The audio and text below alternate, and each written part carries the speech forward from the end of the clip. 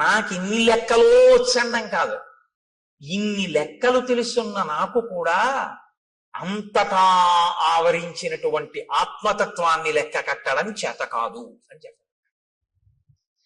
ఏది లెక్క కట్టలేవో నీకొచ్చిన లెక్కల వలన నువ్వు తెలుసుకోవాలి. అప్పుడు ఏమవుతుందంటే నీ విభూతి వినయానికి పరాకాష్ఠం. ఇది జాగ్రత్తగా పట్టుకున్నారో లేదో నేను చెప్పింది. అందుకే అమ్మవారికి శ్రీమాత అని పేరు. అందరికీ అన్ని ఇవ్వగలదు, కానీ ఆవిడ శక్తిని కొలవడం ఎవరికీ సాధ్యం. ఏది మీరు కొలుద్దామంటే మీ కొలతలకి అందదో, మీ లెక్కలకి అందేది కాదో, అందక వేదమంతటిది కూడా ఇంకింతకన్నా నాకు చెప్పడం చేత కాదని అలా చెప్పి ఊరుకుందో, అది లెక్కలకు అందని పెద్ద లెక్క అని తెలుసుకోవడం లెక్కలు బాగా వచ్చానన్న వాడికి ఉండవలసిన మొదటి లక్షణం. బాగా లెక్కలు వచ్చిన వాడికి ఏం తెలియాలంటే ఇది నా లెక్కకి అందదని తెలిసి ఉండాలి. ఆ అందనిదేదో అది పరబ్రహ్మం. సహస్రశీర్షా పురుష సహస్రాక్ష సహస్రపాత్ స భూమిం విశ్వతో వృత్వా అత్యతిష్టదశాంగుళం. ఇది బాగా అర్థం అవ్వాలని గణిత శాస్త్రజ్ఞుడు అయ్యాడు. ఈ బ్రహ్మాండములన్నీ ఎంతవరకు ఉన్నాయని నువ్వు ఊహ చేస్తున్నావో, ఎందుకంటే నీ కంటికి అందవు, ఏదో నువ్వు లెక్క కట్టావు, కాంతి వేగం, శబ్ద వేగము, ధ్వని వేగము, ఇలాగా. ఈ వేగంతో కొలిస్తే ఎంతవరకు ఉన్నాయని నువ్వు అనుకుంటున్నావో అంతకన్నా ఒక 10 అంగుళాల పై వరకు ఈశ్వరుడు ఉన్నాడు.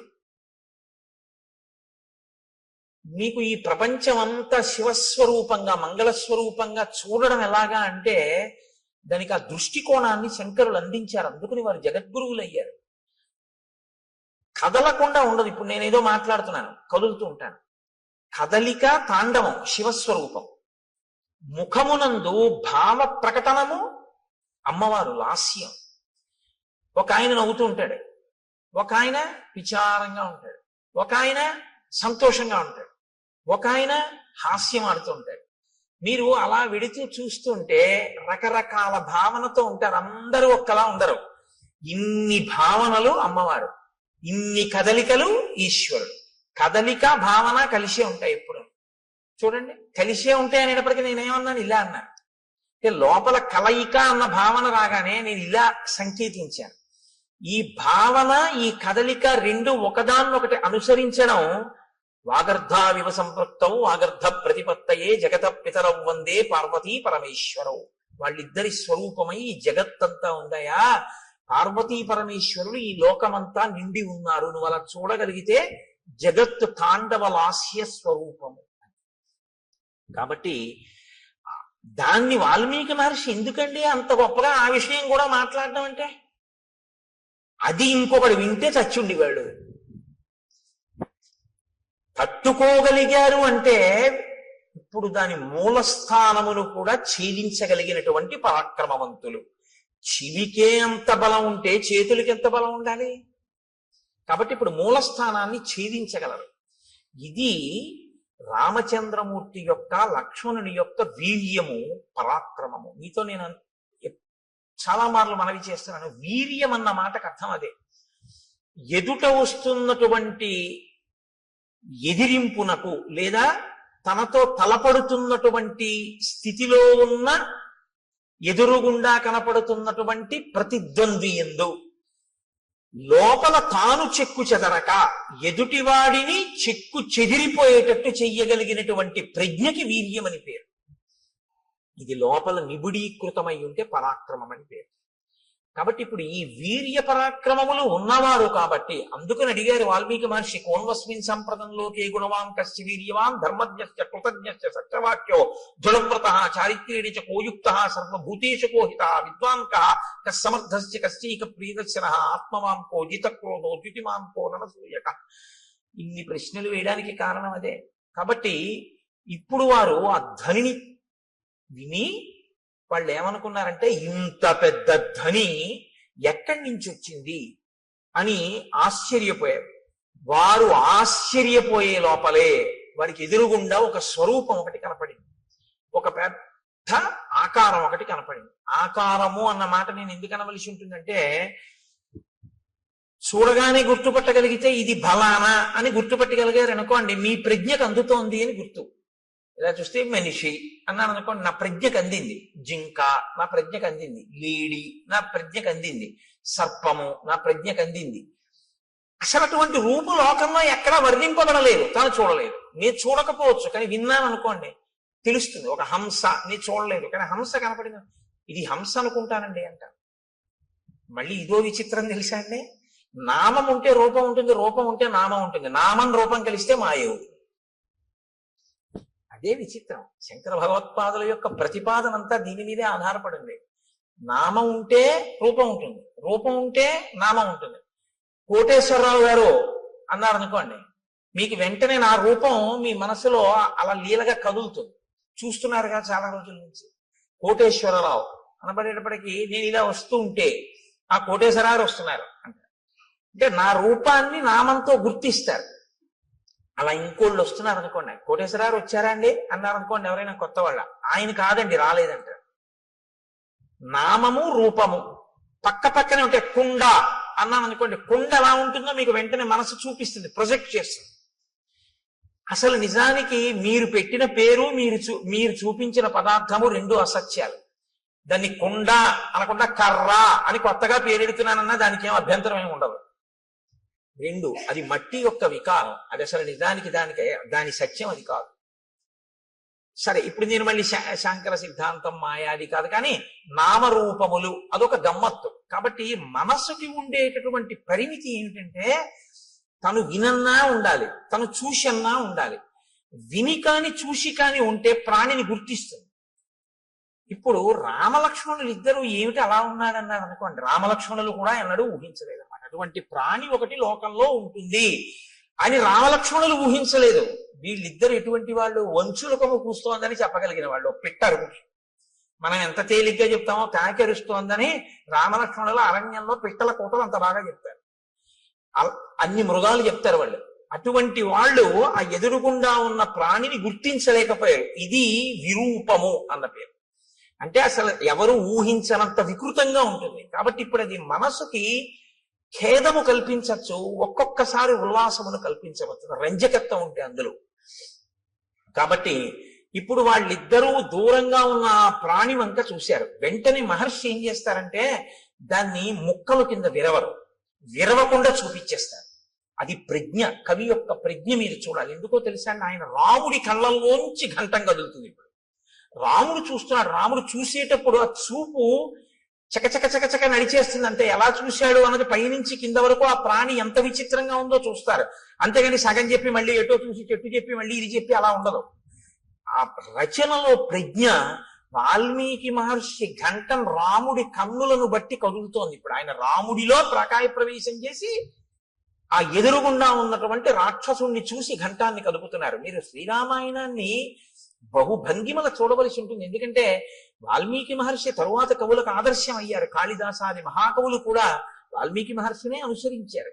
కాబట్టి వివృద్ధం అశిరోగ్రీవం కబంధముదరే ముఖం అగ్ని జ్వాలానికాశేన లలాటస్థేన దీప్యత మహాపక్ష్మేణ పింగేన విపులేనాయతేన చ ఏకేనోరసి ఘోరేణ నయనే నాశుదర్శిన మహాదంష్ట్రోపపన్నం తల్లేలిహాసం మహాముఖం భక్షయంతం మహాఘోరాన్ వృక్ష సింహ మృగద్విపాన్ ఘోరౌ భుజౌ నికుర్వాణం ఉభౌ యోజనమాయతౌ.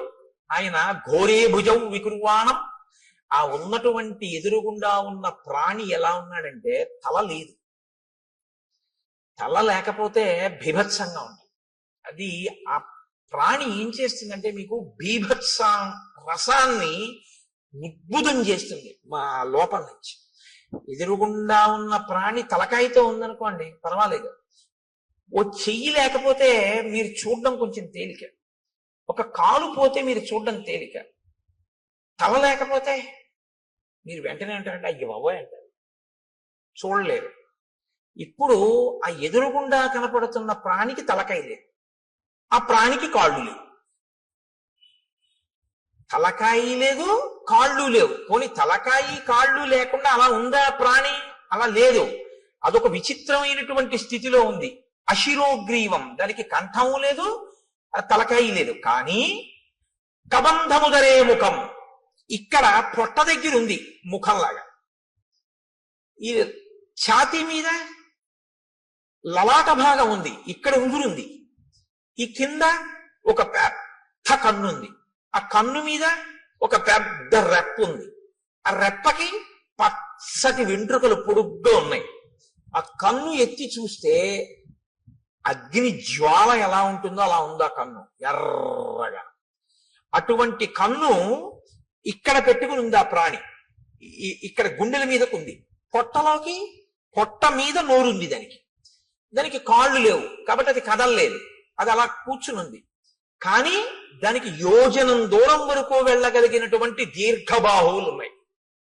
ఇప్పుడు అది ఏం చేస్తోందంటే ఎంత దూరమైనా సరే దానికి ఉన్నటువంటి కళ్ళతో చూస్తూ ఉంటుంది. నయనే నాశుదర్శిన అంటే ఒక్క కన్నే అయినా ఎంత దూరమైనా అది చూడగలదు కానీ లేచి వెళ్ళలేదు, గమనం లేదు. దానికి గమనం లేదు కాబట్టి అది ఏం చేస్తుందంటే చెయ్యి చాపుతుంది, చాపి తడుగుతుంది ఇలాగా. అంటే అది ఎటిళ్ళిందో ఇలా ఇలా తడుగుతుంది, తడివి పట్టుకుంటుంది. అది ఏనుగు కానివ్వండి, పులి కాని, సింహం కాని ఏదైనా సరే పట్టుకోగలిగినటువంటి చేతులు దానివి. ఎంత దూరం? ఇక్కడి నుంచి ఒక యోజనం దూరం వరకు ఉంటాయి చేతులు, దాంతో పట్టుకుంటుంది. పట్టుకుని ఈడుస్తుంది ఆ ప్రాణులు. ఆ ఈడ్చి ఆ ఆకర్షంతం వికర్షంతం అనేకాన్ మృగయూధపాన్ స్థితమావృత్య పంధానం తయోర్భ్రాతోహో ప్రపన్నయోహో. అది వాటిని పట్టుకుని ఈడుస్తుంది ఇలాగా. అది నిజంగా మహర్షి ఒక లైవ్ టెలికాస్ట్, అది నిజంగా అద్భుతం. ఎందుకంటే పట్టుకుని ఇలా ఎత్తడం కొన్ని ప్రాణుల లక్షణం, ఈడ్వడం కొన్ని ప్రాణుల లక్షణం. మీరు చూడండి, ఉత్తమమైనటువంటి సంస్కారం ఉన్న ప్రాణులు కొన్ని ఉంటాయి. చాలా ఉత్తమ సంస్కారం ఉన్న ప్రాణులు అని గుర్తు ఏమిటో తెలుసా అండి? చేతితో పట్టుకుని ఎత్తి తింటాయి. అవి లోకంలో 1 మనుష్యుడు, 2 కోతి, 3 ఏనుగు. వేదంలో మంత్రాన్ని నేను చెప్తున్నాను ఇప్పుడు మీకు చెప్పేది. చాలా ఉత్తమ సంస్కారంతో ఈశ్వరుడు సృష్టించిన ప్రాణి అని గుర్తు ఏమిటంటే చేతితో తింటుంది. ఏనుగు ఎత్తి తొండంతో నోట్లో పెట్టుకుంటుంది, కోతి అరటిపండుని ఎత్తి నోట్లో పెట్టుకుంటుంది, మనిషి పదార్థాన్ని ఎత్తి చేతితో తింటాడు. ఈడ్చి తినేటటువంటివి, క్రౌర్యం ఉన్నటువంటివి ఈడ్చి తీసుకెళ్తాయి. ఒక పులి ఉందనుకోండి, ఓ జింకని కొట్టి ఆ పంజాతో పట్టుకుని, నోటితో పట్టుకుని భూమి మీద ఈడుస్తూ తీసుకెళ్తుంది. ఈడ్చి తీసుకెళ్ళి అది నెత్తురోడిపోతూ బాధపడిపోతూ ఆ దెబ్బకి నెత్తురోడిపోయి అరుస్తుంటే ఈడ్చుకుంటూ తీసుకెళ్లి కింద పెట్టి తన పంజా కింద తొక్కి పెట్టి నోటితో పీకుతుంది మాంసఖండాన్ని. అది క్రౌర్యానికి పరాకాష్ట. సాత్విక బుద్ధికి పరాకాష్ట ఏమిటంటే చేతితో ఎత్తి తినడం అనేటటువంటి అలవాటు ఉంటుంది.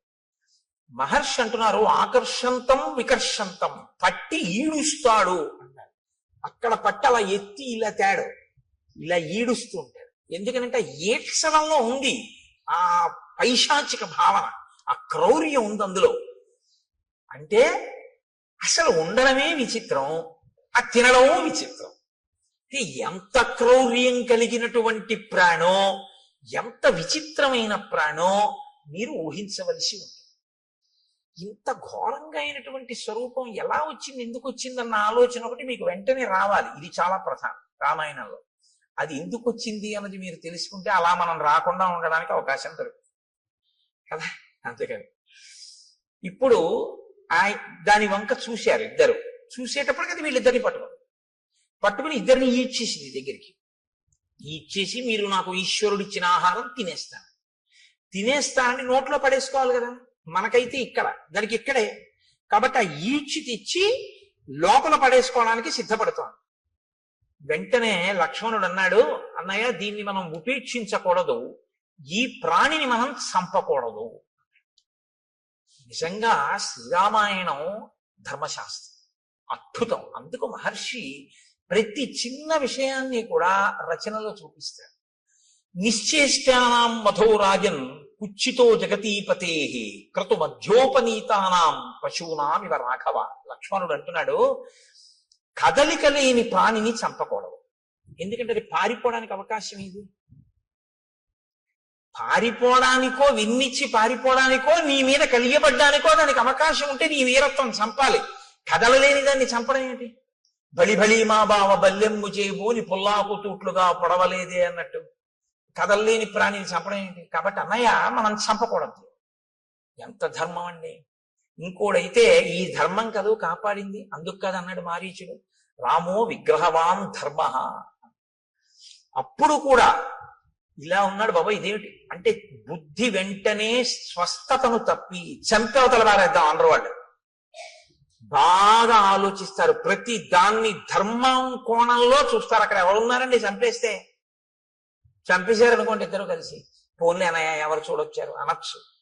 కాదు, ఎవరు చూడొచ్చారనరో, చూడవలసిన వాడు చూడకపోవడం అన్నది ఎలా జరుగుతుందంటారు వాళ్ళు. ఇది ధర్మావలంబనకి కారణం. ధర్మమూర్తిగా ఎందుకు ఉండగలుగుతాడు ఒక వ్యక్తి అంటే, నేను ఎలా తప్పుకుంటానండి, ఈశ్వరుడు ఎప్పుడూ చూస్తూ ఉంటాడు కదా అంటాడు. నేను ఒకవేళ తప్పు చేస్తే ఈశ్వరుడు యొక్క సన్నిధానంలోనే నేను తప్పు చేయాలి తప్ప ఈశ్వరుడు చూడకుండా నేను తప్పు చేయడం కుదరదు. ఆయన ఎప్పుడూ చూస్తూ ఉంటాడంటాడు. ఎప్పుడూ చూస్తున్నాడు వాడు అన్నవాడు చాలా తప్పులు చెయ్యలేడు. చాలా అన్నమాట నేను ఎందుకన్నానో తెలుసా అండి, ఏ తప్పు చెయ్యలేడని ముందే అనడం చాలా కష్టం. కొంత మార్పు అన్నది వస్తుంది ఎప్పుడంటే చాలా తప్పులు చేయలేడు, తర్వాత ఏ తప్పు చేయలేడు. కాబట్టి రాముడు ధర్మమూర్తిగా ఎందుకు ఉండగలడు ఎప్పుడు అంటే, ధర్మం అనేటటువంటిది తాను అనుష్ఠిస్తున్నానో లేదో అనేటటువంటిది వృక్షములు దేవతా స్వరూపంగా చూస్తున్నాయని రాముడు నమ్ముతాడు. మనం అంటే నాలాంటి వాడైతే ఏమంటాడంటే, ఎవరు చూడొచ్చారంట.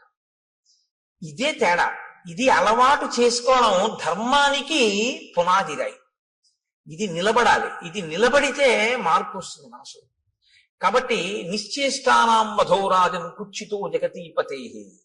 ఓ జగతీపతి రామా, మనం స్థాణువుగా కదలలేని వాడిని చంపకూడదు. కాబట్టి ఇతను తన నోట్లో మన్ని పడేసుకునేటట్టు ఉన్నాడు. కాబట్టి ఈ రెండు బాహువులని తరిగేద్దాం. ఇతని శక్తి బాహువులే. ఎందుకని? గమనం లేదు, కదలలేడు. నోటితో కరవలేడు, ఎందుకంటే పొట్టకుంది నోరు. బోర్లా పడుకుని కరిచి పట్టుకోగలిగినటువంటి శక్తి లేదు. కానీ చేతులతో మాత్రం తడిమి పట్టుకుంటాడు. కాబట్టి చేతులు నరికేస్తే వీడు ఉన్నా ఒకటే, ఊడిపోయినా ఒకటే. అక్కడతో వీడు కూడా చచ్చిపోతాడు. ఎందుకంటే ఆహారం లేదు ప్రాణానికి. ఆహారం లేకపోతే ప్రాణము నిలబడదు, శోషించిపోయి పడిపోతుంది. మనం చంపక్కర్లేదు, వీడి యొక్క బలం ఎక్కడుందో దాన్ని తుంచేద్దాం. దాన్ని మాత్రం ఎందుకు తుంచాలి? మన్ని పట్టుకున్నాడు కాబట్టి, మన్ని ఇప్పుడు నోట్లో పడేస్తాడు కాబట్టి బాహువులు తుంచేద్దాం. కాబట్టి దక్షిణం బాహుం అసక్తామసినా తతః చిచ్ఛేదరామో వేగేన సవ్యం వీరస్తు లక్ష్మణ. రాముడు కుడి భుజాన్ని నిరికేశాడు, లక్ష్మణుడు ఎడమ భుజాన్ని నిరికేశాడు. రెండు చేతులు ఊడి కింద పడిపోగానే అతను చాలా సంతోషపడ్డాడు. ఇది విచిత్రం. రామాయణం చాలా సంతోషపడి అన్నాడు, ఓ నేను ఎదురు చూసిన సంఘటన జరిగింది. ఇన్నాళ్ళు ఈ రెండు చేతులు నరికేవాడి కోసమే తడిమి పట్టుకుంటున్నాను, ఇవాళ వీటిని నరికేవాడు దొరికాడు. ఎవరు? మీ ఇద్దరు. అంటే వాళ్ళు చీనోర్ము నీకు మేం చెప్పడం ఏంటి అనరు. అది విచిత్రం, ఇది వినయం. వాళ్ళు ఎవరు అడగనివ్వండి, శూర్పణఖ అడిగినా చెప్తారు, ఎవరు అడిగినా చెప్తారు. ఎంత అందంగా అలాగని అనవసరమైనటువంటి చోట దీర్ఘంగా మాట్లాడరు. సమయాన్ని ఎంత పొదుపుగా వాడి మాట్లాడతారంటే, ఎక్కడ ఎంతవరకు అవసరమో, ఏది అవతల ప్రాణికి చెప్పవలసి ఉంటుందో అక్కడ వరకే చెప్తారు తప్ప అదే పనిగా సొదపెట్టి అర్థం లేకుండా మాట్లాడడం ఉన్నది ఉండదు. అందుకే నేను మీతో మనవి చేస్తున్నాను, శ్రీరామాయణం మీరు బాగా చదివితే మాట్లాడడంలో ప్రజ్ఞ మీకు వస్తుంది. ఎవరితో ఎలా మాట్లాడాలి, ఎంత మాట్లాడాలి, ఇవి బాగా అలవాటు అవుతుంది. అసలు మనిషి పాడైపోయేది అందుకే కదండి. అక్కర్లేని మాటలన్నీ మాట్లాడడం వల్లే పాడైపోతుంటాడు. కాబట్టి అయమిక్ష్వాకుదాయాదో రామో నామ జనైశ్రుత అస్యై వారజం విద్ధి భ్రాతరం మాంచ లక్ష్మణం. నేను అయమిక్ష్వాకుదాయాదో రామో నామ జనైశ్రుత, ఈయన మా అన్నగారు రామచంద్రమూర్తి. అస్యై వావరజం విద్ధి, నేను ఆయన తమ్ముణ్ణి. భ్రాతరం మంచ లక్ష్మణం, నేను ఆయన తమ్ముణ్ణి, నన్ను లక్ష్మణుడు అంటారు. అస్య దేవ ప్రభావస్య వసతో విజనీవని రక్షసాపహృతా పత్ని యామిచ్చంతా విహాగతౌ. మా అన్నగారి పత్ని, నా వదిన గారైనటువంటి తల్లిని ఒక రాక్షసుడు అపహరించాడు. ఆవిడ్ని వెతుక్కుంటూ మేము ఈ అడవిలో తిరుగుతున్నాం. నువ్వెందుకు ఇలా ఉన్నావు అని అడిగాడు. ఇప్పుడు తామెవరో సత్యం చెప్పి నువ్వెవరు, అంతేగాని కైకమ్మ, దశరథుడు, వరాలు అయిన చోట కాంచోట అన్ని చోట్ల వాళ్ళు మాట్లాడారు. ఇప్పుడు ఆయన అన్నాడు, పురారామ మహాబాహో మహాబల పరాక్రమ రూపమాసీన్మమాచింత్యం త్రిషు లోకేషు విశ్రుతం యథా సోమస్య శక్రస్య సూర్యస్య చ యథా వపుః. ఎంత అందంగా మాట్లాడాడు. 2 చేతులు తెగిపోయిన తర్వాత అన్నాడు, రామా మహాబాహో, గొప్ప చేతులున్నవాడా, ఈ చేతులు నరికినవాడా, మహాబల పరాక్రమ, గొప్ప బలపరాక్రమములు ఉన్నవాడా, నేను ఒకప్పుడు చాలా అందమైనటువంటి వాణ్ణి. 3 లోకములలో నా అంత అందగాడు లేడు. యథా సోమస్య శక్రస్య, సోముడి అందం ఎటువంటిదో, శక్రుడు అంటే ఇంద్రుడి యొక్క అందం ఎటువంటిదో, సూర్యుని యొక్క తేజస్సు ఎటువంటిదో అటువంటి శరీరము కలిగినటువంటి వాణ్ణి నేను. అంటే శరీరమునకు అందము, శరీరమునకు కాంతి అన్నీ ఉన్నవాడు. అందుకని అటువంటి ఉపమానాలు వేశారు. ఆ తేజస్సు అవతల వారికి ఆహ్లాదాన్ని కలిగిస్తుంది. కాబట్టి సోముడు అంత అందమైన, అంత లావణ్యము, అంత కాంతి కలిగినటువంటి వాణ్ణి. ఇది నాకు ఈశ్వరుడు ఇచ్చినటువంటి బహుమానం. కాబట్టి నేనేం చెయ్యాలి? ఈశ్వరుడు నీకేది ఇచ్చాడో దాంతో నువ్వు 10 మందిని సంతోషపెట్టాలి. అప్పుడు నువ్వు నీ యొక్క విభూతిని ఈశ్వర పరం చేసినట్లు అవుతుంది. అందుకే మీరు కొంచెం జాగ్రత్తగా గమనించండి. అక్షరాభ్యాసము అని ఒక సంస్కారం చేస్తారు మన వాళ్ళు. అది చేయకుండా పంపించరు. బడికి పంపించడం కానీ, పలక ముట్టుకోవడం కానీ, పుస్తకం ముట్టుకోవడం కానీ, అక్షరం రాయడం కానీ ఒప్పుకోరు. ముందు ఎవరు తమ జీవితంలో తమకి ఉన్న విభూతిని సమాజపరం చేసి ఈశ్వరుడిచ్చిన విభూతిని ఈశ్వరుడికి నైవేద్యం పెట్టి జీవితంలో ప్రసాద బుద్ధితో బతికి 10 మంది చేత సహభాష్ అనిపించుకుని కీర్తి గణించాడో, ఎవడు భగవద్భక్తి తత్పరుడో అటువంటి ఆ పెద్దల తొడ మీద కూర్చోపెట్టి ఆయన చేత్తో పిల్లవాడి చెయ్యి పట్టుకుని పలకలో ముందు దిద్దిస్తాడు. ఓం నమ శివాయ సిద్ధం నమః. ఎందుకు రాయిస్తారో తెలుసా అండి? అలా రాయించడం వెనక ఒక రహస్యం ఒకటి దాగి ఉంది సనాతన ధర్మంలో. నువ్వు రేపు పొద్దున్న ఒక పెద్ద గణిత శాస్త్రజ్ఞుడు అవ్వచ్చు, నిన్ను మించిన గణిత శాస్త్రజ్ఞుడు లేకపోవచ్చు, కానీ నీకొకటి తెలిసి ఉండాలి. నాకు ఇన్ని లెక్కలో వచ్చండం కాదు, ఇన్ని లెక్కలు తెలుసున్న నాకు కూడా అంతటా ఆవరించినటువంటి ఆత్మతత్వాన్ని లెక్క కట్టడం చేత కాదు అని చెప్పారు. ఏది లెక్క కట్టలేవో నీకొచ్చిన లెక్కల వలన నువ్వు తెలుసుకోవాలి.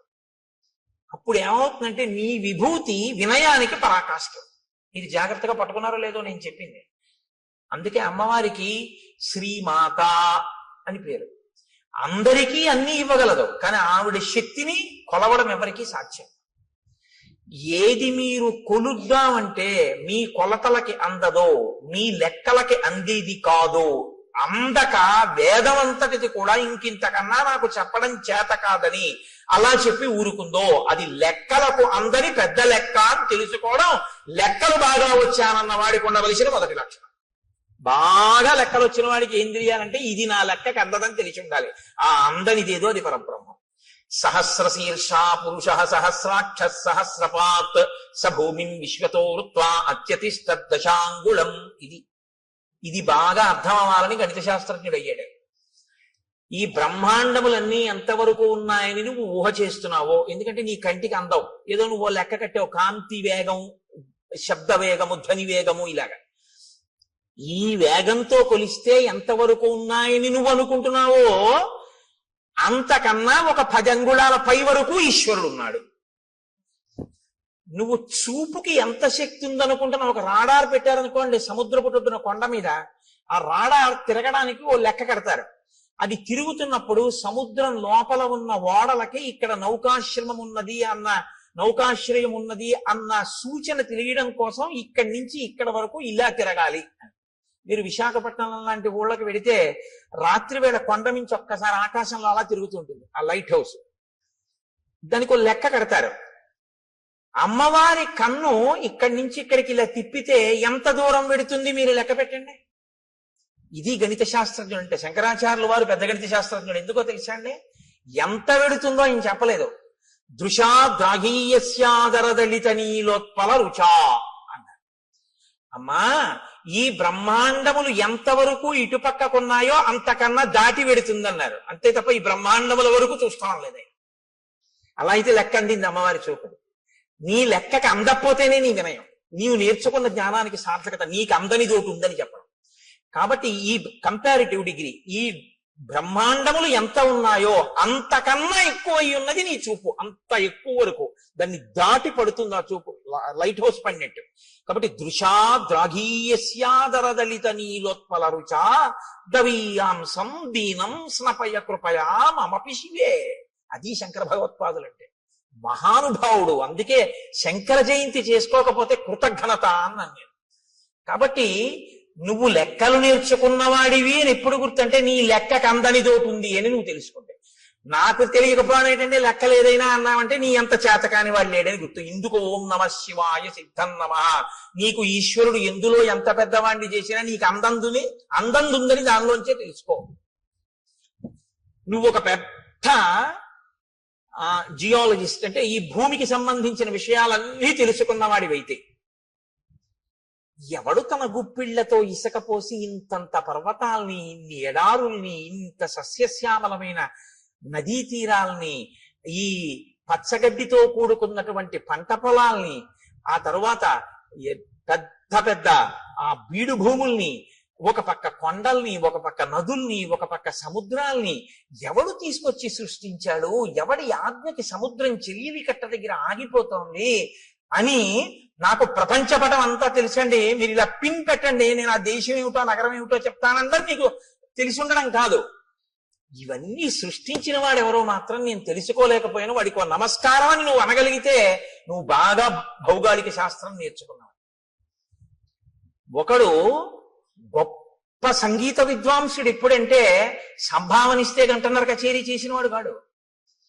ఎవడు నాదోపాసన చేశాడో, ఎవరు ఆ లోపల నుంచి వచ్చినటువంటి నాదాన్ని వింటున్నాడో, ఎక్కడ నుంచి అది కదులుతోందో ముందు అప్పుడు ఆ ధ్వని, ఆ శబ్దం, ఆ నాదం వస్తున్న దాని యొక్క మూలాల్ని ఉపాసన చేసి మౌనంలో పట్టుకుని నాదోపాసన చేసి సంగీత విద్య ద్వారా సరిగమ పద నిసానిదప మగరిస అంటారు. ఆరోహణ అవరోహణ. అవరోహణ అంటే కింద పడిపోవడం, ఈ ఈశ్వరుడి నుంచి విడిపోయి అజ్ఞానంలోకి రావడం. ఆరోహణ అంటే పైకెక్కి మళ్ళీ సాలోకి వెళ్ళిపోవడం ఈశ్వరుడి దగ్గరికి. మళ్ళీ సంగీతాన్నే పట్టుకుని కింద పడ్డవాడు సంగీతంతో మళ్ళీ పైకెక్కి సాలో కలిసిపోవడం, ఈశ్వరుల్లో కలిసిపోవడం. ఈ నాదోపాసన చేసిన వాడు ఎవడున్నాడో వాడు సద్గురువు అయి నిలబడిపోతాడు. అందుకే త్యాగరాజు గారు ఎవరో అని మీరు అన్నారనుకోండి, సంగీత విద్వాంసుడు అనకూడదు, సద్గురు త్యాగరాజస్వామి అనాలి. శ్యామశాస్త్రి గారు ఎవరో అన్నారనుకోండి, సద్గురు శ్యామశాస్త్రి అనవలసి ఉంటుంది. అలాగే ఆ దీక్షితుడు వారు ఎవరో అని మీరు అన్నారనుకోండి, సద్గురు దీక్షితుడు వారు అనవలసి ఉంటుంది. వారు సద్గురువులు. ఎందుకంటే వారు నాదోపాసన చేసి నాదోపాసన ద్వారా బ్రహ్మమును చేరిపోయారు వారు. ఇప్పుడు వారి సంగీతం ఎందుకు పనికి వచ్చిందంటే, ఎవరు మనకి సంభావన ఇస్తారు, కచేరీకి వెడదాం, డబ్బులు తెచ్చుకుందాం అనడానికి పనికి రాలేదు. అంటే అలా వెళ్ళడం తప్పని నేనేమంటలేదు. కానీ అది ఎందుకు పనికి రావాలి అంటే, నాదోపాసన అన్నది ఈశ్వరుణ్ణి చేరడానికి పనికి రావాలి. ఇప్పుడు అలా పనికొచ్చింది అనుకోండి, మీకు అలా పనికొచ్చినటువంటి ఉత్తర క్షణంలో ఈశ్వరుడు మీకు ఇచ్చిన విభూతి మీకు అందని దాన్ని అందుకోవడానికి పనికొచ్చేదే తప్ప అమ్ముకోవడానికి పనికొచ్చేది కాదు. మీకు ఒక కవనం వచ్చనుకోండి, మీకు గొప్పగా ఒక పద్యం చెప్పడం వచ్చనుకోండి, అది ఈశ్వరుడు గురించి చెప్పగలగాలి, 10 మందికి పనికొచ్చేది చెప్పాలి. అందుకే హరినామస్తుతి చేయు కావ్యము సువర్ణాంభోజి హంసావళి సురుజిభ్రాజితమై మానస సరస్ఫూర్తిని వెలుంగొందు అంటారు పోతన గారు. హరినామమును చెప్పినటువంటి సాహిత్యం ఏదుందో అది మానస సరోవరం. ప్రజ్ఞ ఉంది కదా అని పనికి మాలిన కవిత్వాలన్నీ చెప్పాడనుకోండి, అవి కాలగర్భంలో నశించిపోతాయి, ఇంకోటి సమయాన్ని పాడు చేస్తాయి అంతే. అప్పుడు అది ఎందుకు పనికొచ్చింది? భ్రష్టత్వానికి పనికొచ్చింది ఆ కవిత్వం. దానివల్ల ఉపయోగం ఏమైనా ఉంటుందా అంటే నక్కీరుడి అహంకారంలో ఉంటుందంతే ఆ కవిత్వం. కాబట్టి ఏది నీ యందు బాగా ప్రకాశించిందో దాన్ని బాగా పట్టుకుని నాకు ఇది తెలియదు, ఆ తెలియనిదేదో ఇది తెలియదని తెలుసుకోవడానికి నాకు తెలుసున్నది పనికొచ్చింది అన్నవాడెవడో వాడు విద్వాంసుడు, వాడు పండితుడు. పండితుడు అన్న మాట ఎవరికి వర్తిస్తుందో తెలుసా అండి? పద్యాలు చెప్పేవాడికి కాదు. పండాహ అంటే జ్ఞానం. ఈశ్వరుణ్ణి నమ్మి ప్రతిరోజు భక్తితో అనుష్ఠించి నడిచేవాడెవరో ఆయనకి పండితుడని పేరు. అందుకే పోతనగారు సహజ పండితుడు అంటారు. కాబట్టి ఈ స్థితిని ఒరే నాన్న నువ్వు పొందాలి తప్ప నువ్వు ఏదో ఒక పెద్ద ఇంజనీర్ వై లంచాలు పుచ్చుకుని 3వ రోజు పడిపోయే బ్రిడ్జి కట్టకూడదు. నువ్వు ఒక పెద్ద గణిత శాస్త్రజ్ఞుడవై నాకు అన్నీ తెలిసిన అహంకరించి మట్టిలో కలిసిపోకూడదు. నీకు ఈశ్వరుడు నిన్ను గొప్ప విద్యాధికుణ్ణి చేసి దానితో పాటుగా పండితుణ్ణి చెయ్యాలి. అంటే దాన్నే అడ్డుపెట్టి నువ్వు ఈశ్వరుణ్ణి చేరుకునే ప్రయత్నం చెయ్యాలి. నేను మీకు ఒక ఉదాహరణ చెప్తాను. నాకు ఆ డాక్టర్ గారి పేరు జ్ఞాపకం లేదు, కానీ నేను లలితమ్మ గురించి ఉపన్యాసాలు చెప్పేటప్పుడు తరచూ కోట్ చేస్తుంటాను. ఆ పిల్లవాడు తల్లి గర్భంలో తల కిందకి కాళ్ళు పైకి పెట్టుకుని ఉంటాడు. ఆయన ఒక పెద్ద గైనకాలజిస్ట్. ఈ పుస్తకం రాసిన ఆయన మాతృదేవో భవ అని పుస్తకం రాశారు. నాకు కాకినాడలో డాక్టర్ జగదీశ్వరి గారని ఆవిడ ఒక పెద్ద గైనకాలజిస్ట్. ఆవిడ నాకు ఆ పుస్తకం ఇచ్చి చదవండి కోటేశ్వరరావు అన్నారు. అందులో ఆయన అన్నారు, తల కిందకి కాళ్ళు పైకి పెట్టి 9 నెలలు అయిపోతుంది, లోపల పెరిగిపోతాడు వీడు. అమ్మ నాభిగొట్టంలోంచి ఆహారం వెడుతూ ఉంటుంది. ఇప్పుడు అమ్మ తినకూడదు తింది, లోపల వీడి యొక్క శరీరం ఎటువంటిదో తెలుసు. నజ్జు శరీరం అనుకోండి, వీడికి పడిశం పట్టేస్తుంది. పడిశం పట్టేస్తే ఏమవుతుంది? తల కిందకు ఉంది. ఇప్పుడు ముక్కులో పట్టినటువంటి పదార్థం వెనక్కి వెళ్ళిపోతుంటుంది. గుటక వేయడం చాలా కష్టం, ఉక్కిరి బిక్కిరి అయిపోతుంటాడు. అమ్మ ఇంకో సీతాఫలం తింటాడు. ఆవిడికి ఏం తెలుసు? బయటకు వస్తేగా వాడికి నజ్జు శరీరం అని తెలియడానికి. లోపల జ్వరం తగులుతుంది, కానీ వాడికి చల్లగా ఉంటే బాగుండనిపిస్తుంది, కటిక చీకటి. ఇంతలో వాడికి ఏమవుతుందంటే లోపల అతిసారం పుడుతుంది. వాడు మలం ఎక్కువ విసర్జించేస్తాడు. విసర్జించేస్తే అందులోంచి చిన్న చిన్న పురుగులు పుట్టి కరిచేస్తుంటాయి ఒంటిని. ఇలా పడి ఉంటాడు. తన మలమూత్రములు తన నోటి దగ్గరికి వచ్చేస్తుంటాయి, చెవుల్లో పెడుతుంటాయి. అందుకే గర్భస్థ నరకం అంటారు. నవమాసంబులు తల్లి గర్భమున నానారోతలంచిక్కి నాకు అవకాశం విషుమంతలేకపడి హాకష్టముల్ భీతితో నవమాసంబు ఘటిల్లే చాలు నాకా గర్భవాసంబు నివసింపన్ పని తీర్చి కావుమికనన్ని సత్కృపన్ శంకర అంటారు.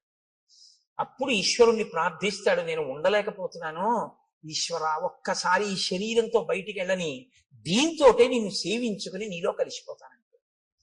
ఈశ్వరుడు ఏం చేస్తాడంటే ప్రసూతి వాయు రూపంలో తల్లి యోనిలోంచి పైకి తోసేస్తాడు. ఇప్పుడు వచ్చి బయటపడతాడు. బయట పడగానే కటిక చీకట్లోంచి ఒక్కసారి పెద్ద వెలుతురులోకి వస్తాడు. ఇప్పటి వరకు తానేమి చూడలేదు. అంతంత ప్రాణులు ముక్కుకి గుడ్డ కట్టుకుని డాక్టర్ గారు, అమ్మ, పెద్ద కడుపు, ఎవరెవరో మనుషులు, పెద్ద పెద్ద దీపాలు, గోడలు. వాడి ఇంటి కన్ను ఇలా విప్పి చూసేటప్పటికి ఆ వెలుతురు తట్టుకోలేక, వాతావరణాన్ని తట్టుకోలేక ఉత్తర క్షణంలో వాడి హృదయ స్పందన ఆగిపోతుంది. వాడి ఊపిరితిత్తులు ఇలా ఇలా ఇలా ఇలా అంటున్నవి ఇలా అయిపోతాయి. జీర్ణ వ్యవస్థ ఇలా సంకోచించిపోయి వాడి శరీరంలో ఉన్న మలమంతా గడ్డకట్టి వాడి ప్రాణోత్క్రమణం అయ్యే స్థితి వస్తుంది. వస్తే ప్రపంచంలో ఇప్పటి వరకు ఎక్కడా తయారు కానటువంటి పదార్థం, నా కడుపున పుట్టిన బిడ్డ అని అమ్మవాడిని చూసుకుని మురిసిపోతుంది. అమ్మ మురిసిపోయి తన స్తన్యాన్ని తీసి వాడి నోట్లో పెట్టగానే ఎలా ఊరుతుందో ప్రపంచంలో ఎవ్వరికీ తెలియదు. కోలోస్ట్రమ్ అనబడేటటువంటి ఒక పసుపచ్చటి జిగురు పదార్థం అమ్మ స్తన్యంలోంచి కొడుకు నోట్లో పెడుతుంది. దాన్ని చప్పరిస్తాడు అంతే. ఊపిరితిత్తులు పనిచేసి, గుండె పనిచేసి, జీర్ణావయం పనిచేసి నల్లటి మలం విసర్జించగలిగిన శక్తి వస్తుంది. వచ్చి పిల్లాడు బతుకుతాడు. పిల్లాడు బ్రతకడానికి కావలసినటువంటి ఆ కోలోస్ట్రమ్ అనబడేటటువంటి పసుపచ్చటి పదార్థం పిల్లవాడు కాని పిల్ల కాని పుట్టగానే వాణ్ణి చూసుకోగానే నా బిడ్డ అన్న ఆనందం కలగగానే మాతృత్వపు ఆనందపు అంచుల వలన అమ్మ శరీరంలో ఉత్పత్తి అయి స్తన్యంలోంచి స్రవింపబడేటటువంటి పదార్థాన్ని నేను సాక్షాత్ జగన్మాతగా చూస్తున్నా. నా కోలోస్త్రం వల్ల ఈ లోకంలో ఇన్ని ప్రాణులు పుట్టి బతుకుతున్నాయి. నేను నేర్చుకున్న గైనకాలజీతో నేను తెలుసుకున్నది ఏమిటంటే ఆ కోలోస్ట్రం అన్న పదార్థంలో అమ్మవారు ఉంది అని రాసుకున్నాడు ఆయన ఆ పుస్తకం. ఇది ఆ డాక్టర్ గారి ధన్యతకి కారణం.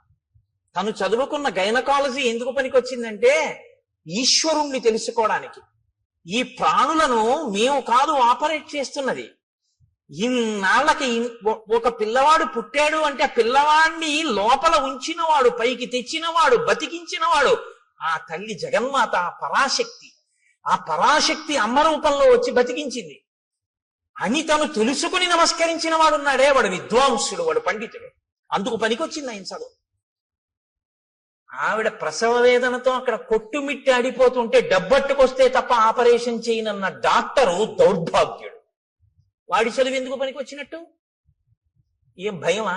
రామాయణం చెప్పడానికి భయం ఏంటండి? నేను రామాయణం చెప్తున్నాను కదా.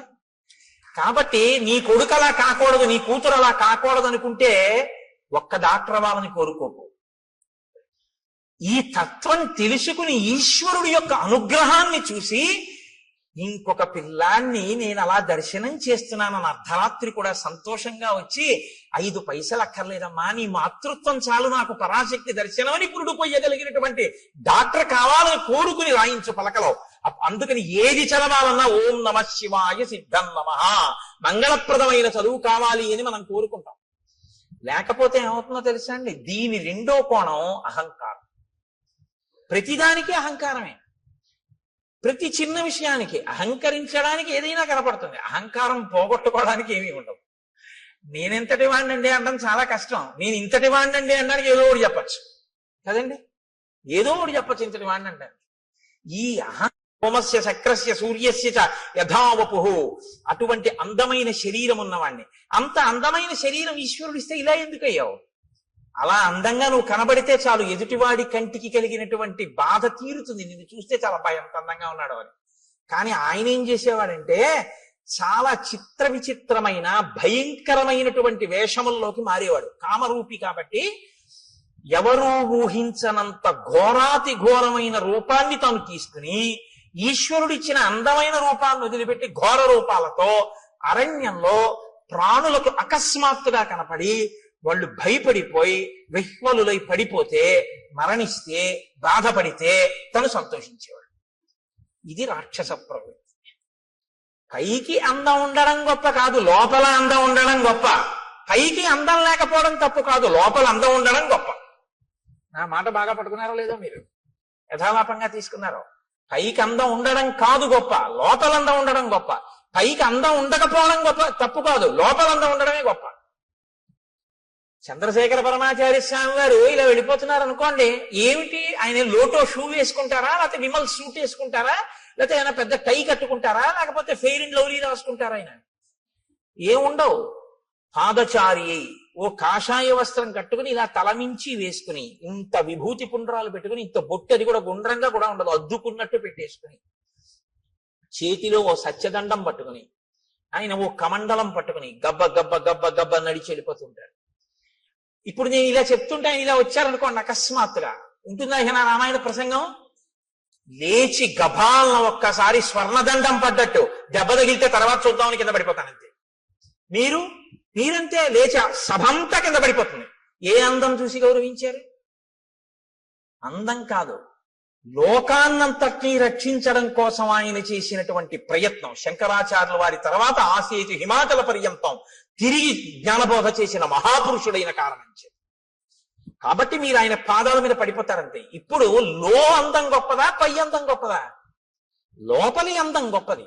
లోపలి అందం ఎక్కడుంటుందో అది లోకాన్ని ఉద్ధరిస్తుంది. పై అందం జర్జరీభూతం అయిపోతుంది, కొన్నాళ్ళకు పోతుంది. పైగా దాన్ని సద్వినియోగం చేయకపోతే నీకు ప్రమాదహేతు అయిపోతుంది. కాబట్టి చూశారు, పై అందంతో లోపలి అందం పెంచుకోలేదు, పై అందంతో లోపల అందవికారం పెంచుకున్నాడు. లోపలి అందవికారం పై అందాన్ని కూడా తీసేసింది. ఇదే నేను మీతో మనవి చేసింది. అక్షరాభ్యాసము అన్నది మూఢనమ్మకములు, చాదస్తములు. నేను మీతో ఒకరోజు మనవి చేశాను. ఒక ఆయన ఆవును చంపేద్దాం అనుకున్నాడు. ఆవును చంపే అన్నాడు అనుకోండి, బుద్ధుందా లేదా అంటారు. కాబట్టి ఆవును చంపేయి అనకుండా ఏమన్నాడంటే ఆ పులిని చంపేయి అన్నాడు. ఇప్పుడు చూడటం లేదు మీరు, అది ఆవో పులో మీరు చూడలేదు. పులిని చంపేయన్నారు. అయ్యి బాబాయ్ మీద పడిపోతుంది కాబట్టి చంపేయమన్నాడు అనుకున్నారు. ఆ పావును చంపేయాలి. పావు కాబట్టి చంపేయమన్నాడు అనుకున్నారు. ఆయన ఆవును చంపేశాడు. ఆవుని తెలుసు, పావును చంపేయి అని చంపించేశాడు. ఆవు అని చెప్తే అది పవిత్రం కాబట్టి చంపడానికి ఒప్పుకోరు. సనాతన ధర్మాన్ని వదిలేయని చెప్పలేక మూఢ విశ్వాసాలు వదిలేయని చెప్తున్నారు. ఆవును చంపేయని చెప్పకుండా పావును చంపేయని చెప్పినట్టు. అక్షరాభ్యాసం మూఢనమ్మకం అంటే ఇదిగో ఇందుకే పనికొస్తాం. కబంధుడు కావడానికి పనికొస్తాం. అక్షరాభ్యాసం ఎందుకు చేస్తారంటే నీకున్నటువంటి ఈశ్వర విభూతి లోకకంటకం కాకుండా నిన్ను రక్షించి ఈశ్వరానుగ్రహం అని నువ్వు గుర్తెరగడానికి పనికొస్తుంది. లేకపోతే నిన్ను ఎక్కడ పడితే అక్కడే ప్రమాదం తీసుకొస్తావు ఈ విభూతితో. ఇది నా యందు దోషభూయిష్టమైంది. నేను ఒకానొకనాడు అరణ్యంలో ఘోరమైన రూపంతో స్థూల శిరస్కుడు అనబడేటటువంటి ఒక ఋషికి కనపడ్డాను. ఆయన కందమూలములు ఏరుకుంటున్నారు. ఆయన ఋషి. ఆయన వలన లోకానికి ఏమి బాధ ఉండదు. ఆయన ఇప్పుడు లోకాన్ని కాపాడతారు. అటువంటి ఋషికి ఇప్పుడు నేను ఏ స్వరూపంతో ఉన్నానో అటువంటి రూపంతో కనపడ్డాను. ఆయనకి ఏదో సంతోషం వేసింది, అలా కనపడితే హడిలిపోతాడని. ఆయన వెనక్కి తిరిగి చూశాడు. నిజంగానే మనసులో ఉలిక్కి పడ్డాడు. అయ్యబాబు ఇదేంటి ఇలా ఉంది ఈ ప్రాణి. అయితే వాళ్ళది నిర్భయత్వం. ఎక్కడ నిర్భయత్వం? అద్వైతమే నిర్భయత్వం. రెండోది ఉందంటే భయం, ఉన్నదొక్కటే అంటే భయం ఏమిటి? ఇంకా భయపడడానికి ఏముంటుంది? అదే అద్వైతం. కాబట్టి ఆయన వెంటనే ఏమన్నాడంటే శాపవాక్కుని విడిచిపెట్టాడు. ఏతదేవ నృశంసంతే రూపమస్తు విగర్హితం. నీకు ఇటువంటి నింద్యమైనటువంటి రూపం కావాలనుకున్నావు. నృశంసం విగర్హితం, క్రూరమైన నింద్యమైన, రెండు మాటలు వేశాడు. ఈ రూపం ఎలా ఉంది? నింద్యంగా ఉంది, చూడ్డానికి అసహించుకునేటట్టుంది, ఘోరంగా ఉంది. చేతులు ఒక్కటి ఉండి ఏమిటా ఆ స్వరూపం ఏమిటి, ఆ కనపడడం ఏమిటి? అప్పటికి తలకాయ ఉంది ఆయనకి ఇంకా. కాబట్టి నువ్వు ఇలాగే అరణ్యంలో పడి ఉండు. ఇప్పుడు అసలు ఉన్న అందం పోయింది. ఇప్పుడు ఏం చేశాడు? ఉన్న అహంకారం అప్పుడు పోయి మహర్షి కాళ్ళ మీద పడ్డాడు. ఇప్పుడు మీరు నన్ను మాట అడగచ్చు ఏంటంటే, అంటే మరి పాపం ఆ పాటి దానికి ఏదో బుద్ధి చెప్పాలి కానీ అలా బొత్తిగా శాపం ఇచ్చేది అంటే, మీరు జ్ఞాపకం పెట్టుకోండి, శాపం ఎప్పుడూ కూడా అనుగ్రహము. శాపవాక్కు అందరూ శాపానుగ్రహము అంటారు. దాని చేత మార్పు తీసుకొస్తారు తప్ప అలాగే పడి ఉండు అని అందరూ. ఆ బాధ తెలిస్తే ఆ తరువాతి కాలంలో ఏమవుతాడంటే ఇంకెప్పుడు ఇటువంటి తప్పు పని చేయకుండా లోకానికి ఉపకారం చేస్తాడు. ఇక లోకోపకారం మొదలు పెడతాడు. అవతల వాడి బాధ తన బాధగా స్వీకరించి అవతల వాడికి మాట సాయమో చేతి సాయమో ఏదో ఒక సాయం మొదలు పెడతాడు. ఈ ప్రవృత్తి ఎక్కడ రావాలంటే లోపల దిద్దుబాటు జరగాలి. లోపల దిద్దుబాటు జరగాలి అంటే కొంతకాలం కష్టపడాలి, తప్పదు. ఏళ్ళనాటి శని జాతకంలోకి వచ్చిందనుకోండి, ఎందుకు భయపడతారు? ఆయన కష్టపెడతాడు.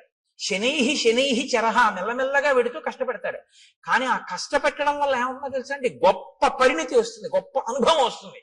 తరువాతి కాలంలో ఆయన కీర్తికి కారణమవుతుంది. అందుకే ఏలినాటి శనిని ఎప్పుడూ దూషించకూడదు. మీరు ఆయన్ని నమస్కారం చేసి ప్రార్థన చేస్తే ఆయన దాన్ని ఇంకొకలా మారుస్తాడు. ప్రతిరోజు తిరగవలసిన దాన్ని గుడి చుట్టూ తిరగడంగా మారుస్తాడు భక్తి ఇచ్చి. కాబట్టి ఇప్పుడు శాపానుగ్రహం ఎందుకు ఇస్తారు? మార్పు తీసుకురావడం కోసం ఇస్తారు. వెంటనే తనకు అర్థమైంది, అయ్య బాబోయ్ ఇలా ఉండడమా. పడ్డాడు మహర్షి కాళ్ళ మీద పడి అన్నాడు, ఎప్పుడు నాకు ఈ శాప విమోచనం అని అడిగాడు. అయితే మారావు కదా, ఇప్పుడే అన్నారు అనుకోండి, ఆ బుద్ధి మళ్ళీ మారిపోతుంది. అందులో ఆ బాధ ఏమిటో తెలియాలి. ఆయన అన్నాడు, యథాచిత్వా భుజౌ రామ త్వాం దహే ద్విజనే వనే తదాత్వం ప్రాప్స్యసే రూపం స్వమేవ విపులం శుభం. నీవు అరణ్యంలో పడి ఉండి ప్రాణుల్ని తింటుంటే ఒకానొకప్పుడు రామచంద్రమూర్తి అరణ్యంలోకి వచ్చి నీ భుజములను తెగనరుకుతారు. ఆ తెగనరికి అరణ్యంలో నిన్ను కాల్చేస్తారు. ఎందుకంటే ఆ ప్రాణి అలా ఉండిపోవడానికి వీల్లేదుగా, కాల్చబడాలి. సంస్కారం రాముడి దగ్గర ఉన్న గొప్పతనం అదే. మీతో నేను మనవి చేశాను. అంత్యేష్టి సంస్కారం చేస్తాడే, ప్రాణిని కాల్చేస్తాడు. అంటే చనిపోయినటువంటి ప్రాణిని అలా వదిలిపెట్టి వెళ్ళిపోడు, దానికి అంత్యేష్టి చేస్తాడు. పొద్దున్నే భోజనం చేస్తూ గోపాలకృష్ణ గారు నేను దాని గురించి కాసేపు ముచ్చటించాం. అలా ఎందుకు చేస్తాడండి రాముడు అని ఆయన ఏదో ప్రశ్న వేస్తే చెప్తున్నాను. ప్రతి ప్రాణికి కూడా దేవతలు ఆవహించి ఉంటారు. పాణి చెయ్యి ఉందనుకోండి, ఇంద్రుడు ఉంటాడు. వాక్కు అగ్నిహోత్రం ఉంటుంది. కన్ను సూర్యుడు ఉంటాడు. ఇప్పుడు మీరు విడిచిపెట్టి వెళ్ళిపోయారనుకోండి, విడగొట్టాలి మంత్రం చేత. విడగొట్టేసేసి అంటే ప్రత్యేకించి మనుష్య శరీరానికైతే, మిగిలిన వాటికైతే ప్రాణ అపాన వ్యాన ఉదాన సమాన నాగ కూర్మ కృకర ధనంజయ దేవదత్తముల్లో ధనంజయ ఉన్న వాయువు చేసేస్తుంది. మనుష్య ప్రాణికి ఈ దేవతలందరినీ కూడా మంత్రభాగంతో విడతీసేస్తారు. విడతీసి మళ్ళీ ఈ శక్తుల్ని దేవతల్లో కలుపుతారు. కలిపి జడమైపోయి మిగిలిపోయినటువంటి దేహాన్ని అగ్ని యందు దహించేస్తారు. కాబట్టి అది సంస్కారం. అంత్యేష్టి సంస్కారం 16వ సంస్కారం. అన్ని 16 మీదే నడుస్తాయి సనాతన ధర్మంలో మనిషి జీవితం. అందుకని షోడశ కళా ప్రపూర్ణుడు చంద్రుడు, షోడశ సంస్కార ప్రపూర్ణుడు మనుష్యుడు. 16వ సంస్కారంగా అంత్యేష్టి జరగాలి. కాబట్టి రాముడు ఎక్కడెక్కడ ఎటువంటి శరీరాలు కనపడ్డా వాటిని ఆయన దహిస్తాడు. అందుకని నువ్వు రాముడి చేత వధింపబడి దహింపబడితే నీ పూర్వరూపం వస్తుంది. ఇక్కడ మీరు ఒక విషయాన్ని కనిపెట్టాలి. ఎవరికైనా తెలియదేమో కానీ మునులకు మాత్రం తెలిసి రామావతారం వస్తుంది. ఈ దేశంలో త్రికాల వేదులు వాళ్ళు. అందుకే ఈ దేశంలోనే ఒక గొప్ప శాస్త్రం ఉంది, జ్యోతిషము అని. వేద పురుషునికి జ్యోతిషము నేత్రస్థానంలో ఉంటుంది, వేదాంగము అని. అంటే ఇప్పుడు కళ్ళు లేనివాడు ఉన్నాడు అనుకోండి, మీరు గుళ్ళోకి తీసుకొచ్చి విగ్రహం దగ్గరికి తీసుకెళ్లి ఇదిగో ముట్టుకో, ఇది గణపతి, ఇదిగో ఇలా ముట్టుకో తొండం అన్నారు అనుకోండి, ఆయన చూసి ఓహో అంటాడు. అదిగో అవే ధ్వజస్తంభకు చిరుగంటలు అన్నారు అనుకోండి, ఆయన చూడగలరా? అదే శిఖ గోపురం అన్నారు అనుకోండి, ఆయన చూడలేడు, మీరు గోపురం ఎక్కించలేడు. దూరంగా ఉన్నది చూడడానికి కన్ను పనికి వస్తుంది, కాలంలో వచ్చేదాన్ని లెక్క కట్టడానికి జ్యోతిషం పనికి వస్తుంది. అందుకని వేద పురుషుడికి నేత్రస్థానంలో ఉంటుంది జ్యోతిష శాస్త్రం వేదాంగంగా. కాబట్టి మహర్షులు త్రికాల వేదులు, వాళ్ళకి అన్నీ తెలుసు ఏం జరగబోతోందో. కాబట్టి వాళ్ళు రాబోయే రామావతారాన్ని లెక్కలోకి తీసుకున్నాడు ఆయన. తీసుకుని రామావతారం వచ్చి రాముడు అడవికి వచ్చాక రాముడి చేతిలో నీ చేతులు ఖండింపబడి నీ దేహము దహింపబడితే నీకు మళ్ళీ యథారూపం వస్తుంది. కాబట్టి రామ ఇందుకు నీ సంతోషించాను, నా చేతులు నరికేవాడు వచ్చాడని. ఎవడో నరికాడా? రాముడే నరికాడా? అందుకు అడిగాను. కాబట్టి రామ నేను ఎవరు పూర్వం అంటే శ్రియోమాం మధ్యమం పుత్రం ధనుం నామ్నాచ దానవం ఇంద్రకోపాదిదం రూపం ప్రాప్తమేవం రణాజిరే. నేను శ్రీ అనబడేటటువంటి వాని యొక్క మధ్యమ పుత్రుడైన ధనువు అనబడేటటువంటి పేరున్నవాడిని. నాకు స్థూల శిరస్కుడు అనబడేటటువంటి ఋషి శపిస్తే నేను అక్కడతో ఊరుకోలేదు. ఆ రూపం వచ్చే లోపల నేను బ్రహ్మగారి గురించి ఘోరమైన తపస్సు చేశాను. బ్రహ్మగారు ప్రత్యక్షమై అన్నాడు, దీర్ఘాయుష్మాన్ భవాన్ అని. ఆయన వెళ్ళిపోయాడు. వెళ్ళిపోయిన తర్వాత నా అహంకారం ఏమైందో తెలుసా? నేను దీర్ఘాయుష్మంతుడిని, నన్ను ఇంద్రుడు ఏం చేస్తాడు? ఇంద్రుడి మీదకి యుద్ధానికి వెళ్ళాను. వెళ్తే ఇంద్రుడు ఏం చేశాడో తెలుసా? ఆయన ఒక చమత్కారమైనటువంటి మనిషి.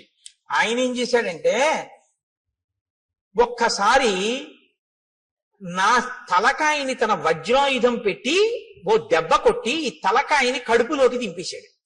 నా 2 కాళ్ళని పొట్టలోకి తోసేశాడు.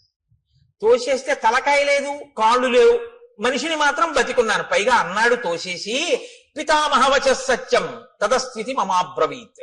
పితామహుడైన బ్రహ్మగారు నీకు దీర్ఘాయుష్ ఇచ్చాడు, చంపేను పడుండన్నాడు. అప్పుడు నేనన్నాను, అయ్య బాబోయ్, పితామహుడు ఇచ్చాడు వరం బానే ఉంది, అహంకారంతో నేనేదో సాధించాననుకున్నవి ఇలాగే వస్తాయి తిరిగి. కాబట్టి వినయంతో చేసినవి, భక్తితో చేసినవి ఉద్ధరిస్తాయి, కానీ అహంకృతితో చేసినవి పనికొచ్చేవి కావు. చిట్ట చివరికి వచ్చి ఇలాగే కట్టి కుడుపుతాయి.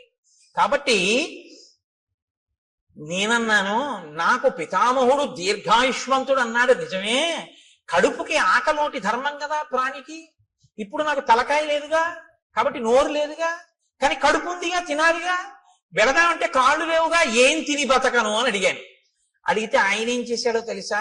ఏవముక్తస్తు మే శక్రో బాహు యోజనమాయతౌ ప్రాదాదాస్యంచమే కుక్షౌ తీక్షణ దంస్త్రం అకల్పయత్. నాకు పెద్ద పెద్ద కోరలు పెట్టి, నా గుండెల దగ్గర కన్ను పెట్టి, నాకు యోజనమంత పొడుగైన చేతులు ఇచ్చి, నువ్వు బతకవలసింది దీర్ఘాయుష్మంతుడవై బతికుండడానికే తప్ప అంతకన్నా ఎందుకురా నువ్వు బతికుండి నువ్వేం చేయాలి లోకానికి అని నీ చేతులతో తడువుకు తింటుండు పడుండాలి. అంటే దారుణమైన జన్మ ఏదో తెలుసా అండి? తినడానికి బతికే జన్మ కదండి. ఇప్పుడు అంతిమంగా తీర్పు ఎక్కడికి వచ్చింది? ఆయన దీర్ఘాయుష్మంతుడు. దేనికి? తింటాడు, బతుకుతాడు. ఎందుకు బతుకుతాడు? తినడానికి బతుకుతాడు, అంతే. ఎక్కడికి వెళ్ళడం, ఏమీ చెయ్యడు. ఈశ్వరుడి గురించి ఏమీ తెలుసుకోక్కర్లేదు. ఓపిక ఉన్నా ఏమీ చేయక్కర్లేదు. ఓపిక ఉన్న రోజుల్లో భోగాలకి, పెద్దవాడైపోయిన తర్వాత ఉన్న ఓపిక ఎక్కడ పోతుందో అని ఈశ్వరుడి దగ్గరికి వెళ్ళడం. మీరు లోకం పోకడ ఎలా ఉంటుందో తెలుసా అండి? ఇప్పుడు ఎందుకండి అంటాడు. ఏమండి రామాయణానికి వెళ్ళొద్దాం ఏంటి అన్నాడు అనుకోండి ఎవడైనా. ఏంటండి ఇప్పటి నుంచి రామాయణం అవన్నీ? మరి ఎప్పుడండి అని మీరు అడిగారు అనుకోండి, రిటైర్ అయిపోయాక. రిటైర్ అయిపోయిన తర్వాత కూడా నువ్వు ఉంటావని ఎవరైనా రాసిచ్చారా నీకు బాండ్ పేపర్? దంతంబుల్ పడనప్పుడే తనుగుయందు ఆరూఢియున్నప్పుడే కాంతాసంఘము రోజనప్పుడే జరాక్రాంతంబు కానప్పుడే వింతల్మేన చరించినప్పుడే కురుల్ వెల్వెల్ల కానప్పుడే చింతింపన్వల మీ పదంబుజములం శ్రీకాళహస్తీశ్వర. ఇంకా నువ్వేం చేస్తావు?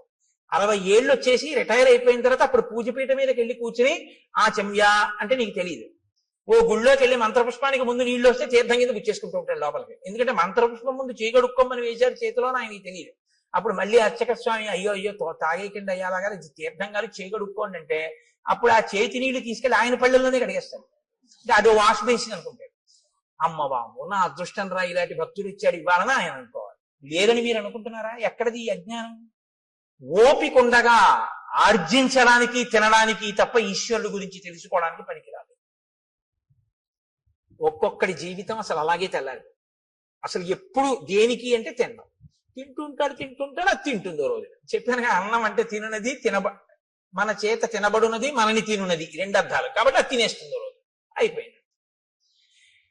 కాబట్టి నీకు దీర్ఘాయుష్యే కదరా కావాలి. దానికి ఓ నోరు చాలు, ఆహారాన్ని చూసుకోవడానికి ఓ కన్ను చాలు, వెతుక్కు లాక్కోవడానికి ఓ 2 చేతులు చాలు. నువ్వు ఎక్కడికి వెళ్ళాలి? ఓ గుడికి వెళ్ళాలా, గోపురానికి వెళ్ళాలా? ఉంటే భయపెడతావు ఎక్కడికన్నా వెళితే. ఎందుకు నాన్న అలా పడు, దీర్ఘాయుష్మంతుడు అయ్యిండు. ఇప్పుడు తెలిసింది బాధ ఏమిటో. ఎందుకు చేశానా తపస్సు, ఎందుకు వెళ్ళానా ఇంద్రుడి మీదకి, ఎందుకు కనపడ్డానా ఋషికలాగా అని ఏడుస్తూ ఇన్ని వేల సంవత్సరాల నుంచి ఇక్కడ పడున్నా. అలా వస్తే తడువుకోను తిన్నాం. ఎప్పుడు నరికేస్తాడా ఈ చేతులను చూస్తూ కూర్చున్నాను రామా. ఇప్పుడు నువ్వు ఈ చేతులు నరికి ఈ ఒళ్ళు కాల్చేయి. ఎంత తొందరపడిపోయాడో తెలుసా అండి? సూర్యాస్తమయం అయిపోతోంది, అలిసిపోయిన రథాలతో వెళ్ళిపోతున్నాడు సూర్యుడు. సూర్యాస్తమయం అయితే కాల్చవు నువ్వు, ధర్మం. రామచంద్రమూర్తి చెయ్యడు అంచేసి సూర్యాస్తమయం అయితే. కాబట్టి అవ్వకుండా తొందరగా నన్ను ఒక గొయ్యి తీయించి అందులో పడేసి భూమి మీద పడుకోబెట్టి అంటించడానికి ఏం కుదరదు, అంత పెద్ద రాక్షసాకారం అది. ఇప్పుడు గోతిలో పారేసి దాని నిండా కట్టెలు పారేసి అగ్నిహోత్రం వెలిగించేస్తే నేనేం తొందరగా కాలుతాను అనుకుంటున్నావా? కదలిక లేదు కదండి, ఫ్యాట్ ఎలా డైల్యూట్ అవుతుంది? కాబట్టి ఒళ్ళంతా నీతి ముద్దలా కొవ్వు పట్టేసింది. ఇప్పుడు కొవ్వు పట్టాన కాలదు, అది అలా కాలుతూనే ఉంటుంది. అందుకే కొవ్వొత్తి తొందరగా కాలిపోతుందండి. దీపారాధనలో ఒత్తి కాలిపోయినట్టు కావడం, అలా కొవ్వు కరుగుతూ దీపం అలా కిందకు వస్తూ ఉంటుంది. ఆ కొవ్వు అంతా కాలాలి. కాబట్టి రామ చాలాసేపు పడుతుంది నా ఒళ్ళు కాలిపోవడానికి. అందులో తొందరగా ఓ గొయ్యి తవ్వించి తోసేసి కాల్చేయి. నాకు ఇప్పుడు ఈ శరీరంతో ఉంటే స్మృతి ఉండదు. నా అసలు శరీరం నాకు వచ్చేస్తే నాకు దివ్య స్మృతి కలుగుతుంది. ఎక్కడ ఏం జరిగిందో తెలుసుకోగలను. అప్పుడు నీ భార్యను ఎవరపహరించారో నేను చెప్తాను, నీకు నేను ఆ సాయం చేస్తాను. ఇత పూర్వం ఎప్పుడైనా అన్నాడండి ఇలాంటి మాటలు? ఎవడన్నా మంచిగా ఉంటే వాడిని బాధ పెట్టాడు. ఇప్పుడు అవతల వాడి బాధలో ఆ శరీరం వస్తే వెంటనే నీకో మాట సాయం చేస్తానంటున్నాడు. ఈ మార్పు కోసం శాపానుగ్రహం ఇస్తాను. మీరు బాగా పట్టుకుంటే ఋషులు ఏదో తపస్సు ఉంది కదా అని శాపవాక్కు విడిచిపెట్టరు, వాళ్ళ తపస్సు పోతుంది. ఓన్లేరా ఒకరిని మార్చాను, ఇప్పుడు ఆయన పనికొచ్చాడు. అందుకని ఇప్పుడు ఏమయ్యాడు? కబంధ మహాత్మనః. ఈ కబంధుడు మహాత్ముడు అన్నారు వాల్మీకి మహర్షి. ఎందుకంటే మార్పు ఎక్కడొచ్చిందో వాడు చాలా గొప్పవాడు. ఈ మార్పు రాకపోతే వాడు లోకకంటకుడై కూర్చుంటాడు. కాబట్టి రామ, నువ్వు చేచ్యతే సమరే బాహు తదా స్వర్గం గమిష్యసి. ఇంద్రుడు కూడా ఏమన్నాడంటే, నీ 2 బాహువులు రాముడు ఎప్పుడు తిరిగేస్తే అప్పుడు మళ్ళీ స్వర్గానికి వెళ్దుగానే అలా పడుండి అన్నాడు. అందుకని తొందరగా నాకు అంత్యేష్టి సంస్కారం చేసేసి. సరే, లక్ష్మణుణ్ణి పిలిచాడు, గుణపం ఇచ్చాడు, గొయ్యి తవ్వించాడు, శరీరాన్ని తోసేశాడు. ఏనుగులు విరిచినటువంటి కొమ్మలు ఎండిపోతే ఏర్పడిన ఎండుకర్రలు.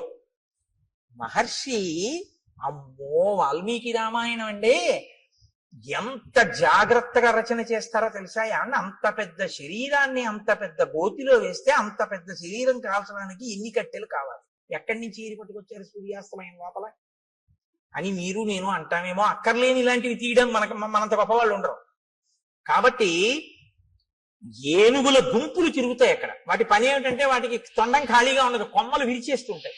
ఆ విరిచేసినటువంటి కొమ్మలు కింద పడిపోయి ఎండిపోయాయి. కాబట్టి ఇప్పుడు ఆ పెద్ద పెద్ద కొమ్మలన్నీ తీసుకొచ్చి రామచంద్రమూర్తి ఆ గోతులో పడేశారు, లక్ష్మణమూర్తి ఆ గోతులో పారేశారు. పారేసి ఇప్పుడు కబంధుణ్ణి కాల్చేస్తున్నారు. ఈ కబంధుడి దగ్గరే ఈ కబంధుడు కాలిపోతే సీతమ్మ తల్లిని పట్టుకోవడానికి, సీతమ్మ తల్లిని అన్వేషించడానికి పెద్ద శుభవార్త దొరుకుతుంది. హనుమ ప్రవేశించడానికి ఇంకా కథకి రంగం సిద్ధం అవుతోంది. ఇక్కడి నుంచి కిష్కింధకాండకి పునాది పడుతోంది. ఇక్కడి నుంచి హనుమత్ ప్రవేశం ప్రారంభం అవుతోంది అనమాట. కాబట్టి ఇప్పుడు నాయనా నువ్వు నా శరీరాన్ని అంటించేయి. ఇప్పుడు ఆ ఏనుగులు విరిచేసినటువంటి ఎండిపోయిన కొమ్మలు తెచ్చి గోతిలో పడేసి అంటించేశారు ఆ శరీరాన్ని.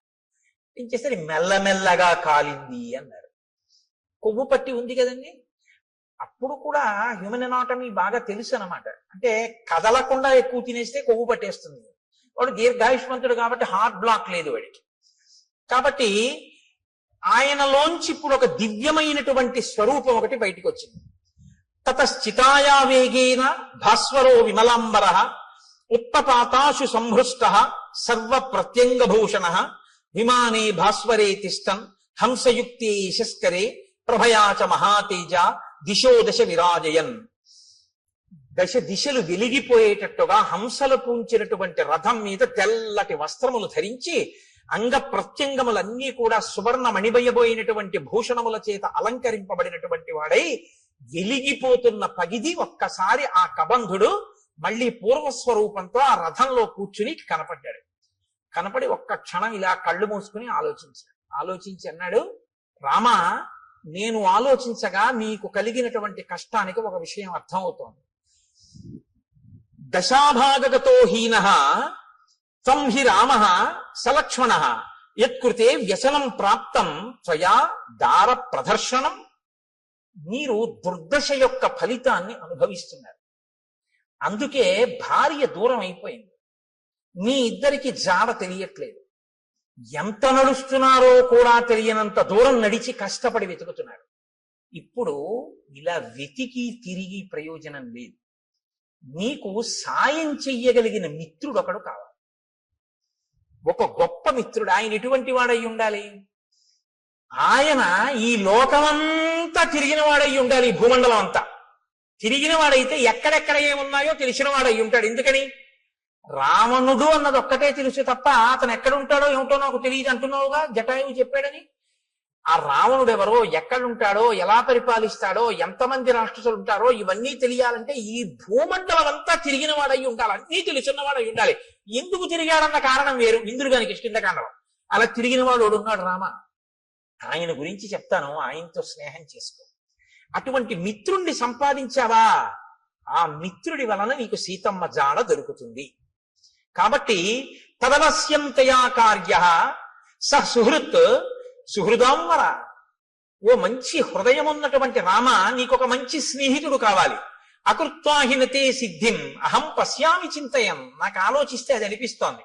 శ్రూయతాం రామ వక్ష్యామి సుగ్రీవో రామ వానర భ్రాతా నిరస్త క్రుద్ధేన వాలినా శక్రసూనునా ఋష్యమూకే గిరివరే పంపా పర్యంత శోభితే నివసత్యాత్మవాన్ వీర చతుర్భిః సహవానరై వానరేంద్రో మహావీర్య తేజోవాన్ అమిత ప్రభ సత్యసంధో వినీతశ్చ ధృతిమాన్ మతిమాన్ మహాన్ దక్ష ప్రగల్భో ద్యుతిమాన్ మహాబల పరాక్రమ భ్రాత్రా నివాసితో రామ రాజ్యహేతోర్మహాబల స వృక్షరజస పుత్ర పంపామటతి శంకిత భాస్కరస్యౌరస పుత్రో వాలినా కృతకిల్బిష.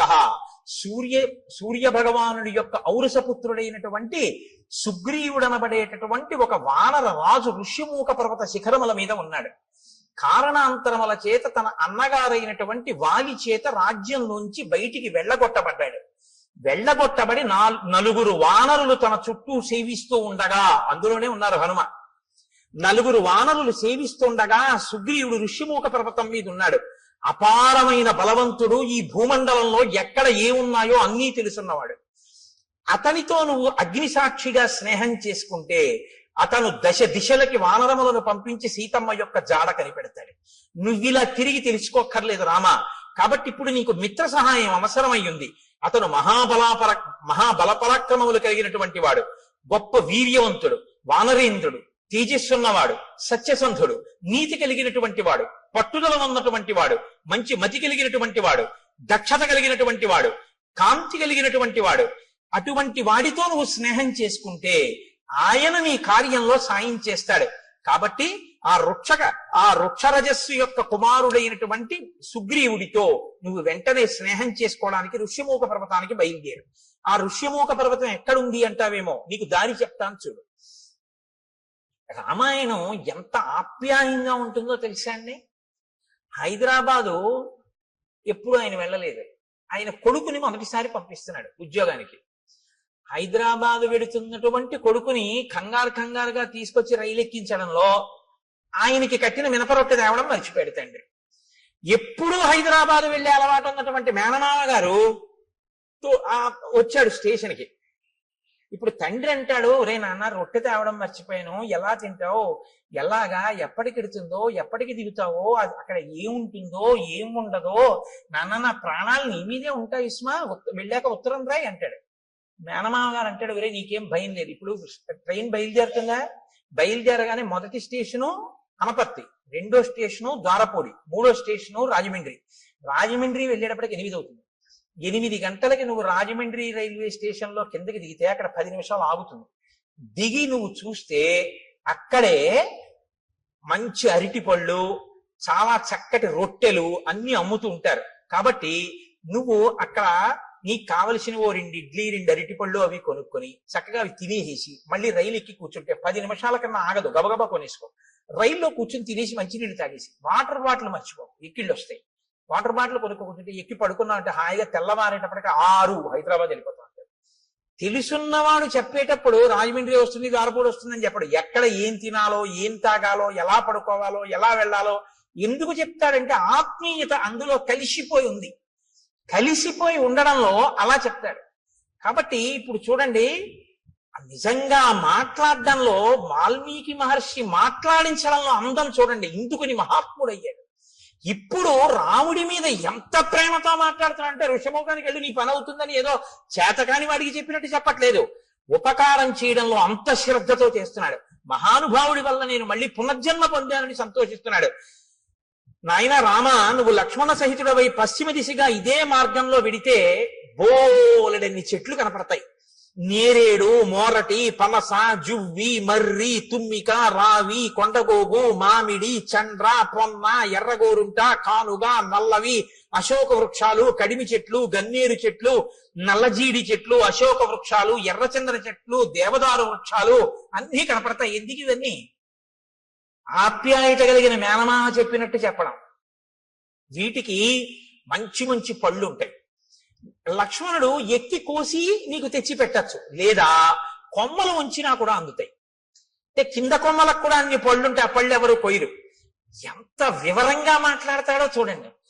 అక్కడే ఉంటుంది క్యాంటీన్. ఒకవేళ క్యాంటీన్ ఏ కారణం చేతనైనా మూసేసి ఉంటే నువ్వు కంగారు పడకు, ఇటువైపు కట్టేస్తారు. కానీ అదే టైంలో టిఫిన్ ఎక్కువ తినేవాళ్ళు అవతల ప్లాట్ఫామ్ మీదకి వస్తారు. ఇటు చెక్కలతో క్లోజ్ చేసి అటువైపు అమ్ముతుంటాడు, అటువైపు వెళ్ళు అని చెప్తాడు. చూసారా మా మేనమామ అలా చెప్తాడు చెప్పేటప్పుడు. మీరు ఆ శ్లోకాలలో అవతలవాడి ఆప్యాయత చూడాలి చెప్పడంలో. ఎంత గొప్ప రచనండి మహర్షిది. కాబట్టి లక్ష్మణుడు కొమ్మలు ఉంచి పళ్ళు కొయ్యొచ్చు, తేనె పట్ల నుంచి తేనె కారుతుంటుంది. రామ, అవి మీరు తినచ్చు. అది దాటి మీరు వెడితే అక్కడ మీకు ఒక చిక్కటి వనం కనపడుతుంది. అంటే చిక్కటి వనం, చక్కటి వనం, బాగా చెట్లు దగ్గరగా ఉంటాయి. అవన్నీ పూలతో పళ్లతో నిండిపోయి ఉంటాయి. సర్వకామ ఫలాహ వృక్షాః పాదపాస్తు మధుశ్రమాః సర్వే చ ఋతవస్తత్ర వనే చైత్రరథేయథ. చైత్రరథం అంటే ఎప్పుడు అన్ని ఋతువులు ఉంటేదాన్ని చైత్రరథం అంటారు. అన్ని ఋతువులు ఉన్నట్టే అక్కడ ఎప్పుడు పళ్లతో, తేనె పట్లతో, పువ్వులతో ఆ చెట్లన్నీ శోభాయమానంగా ఉంటాయి. అక్కడ చక్కగా మీరు తేనె తాగొచ్చు, పళ్ళు తినచ్చు.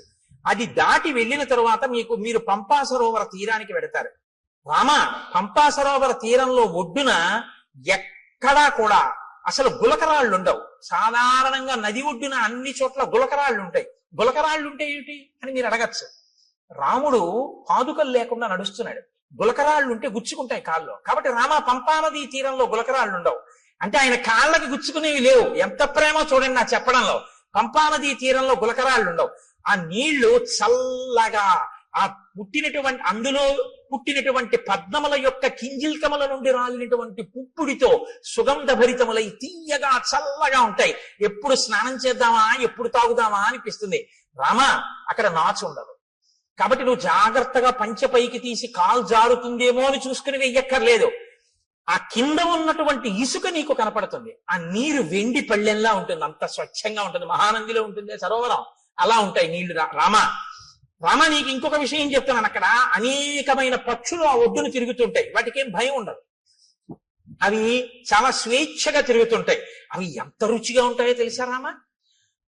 ఘృతపిండోపమాన్ స్థూలాంతాన్ ద్విజాన్ భక్షయిష్యథ రోహితాన్ వక్రతుండాశ్చ నడమీనాంశ్చ రాఘవ. రామ, పెద్ద పెద్ద చేపలు, ముళ్ళున్నవి, రెక్కలున్నవి ఆ నదిలో తిరుగుతుంటాయి పంపా సరోవరంలో. నీతి ముద్ద ఎలా ఉంటుందో అంత కమ్మగా ఉంటాయి అక్కడ ఉన్న పక్షులు.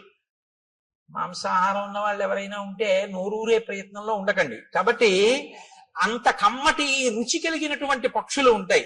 కాబట్టి పాంసాయాం యుషుభి మధ్యాన్ తత్ర రామ వరాన్ హతాన్ నిస్త్వక్ పక్షాన్ అయస్తప్తాన్ అకృషాన్ ఏకకంటకాన్.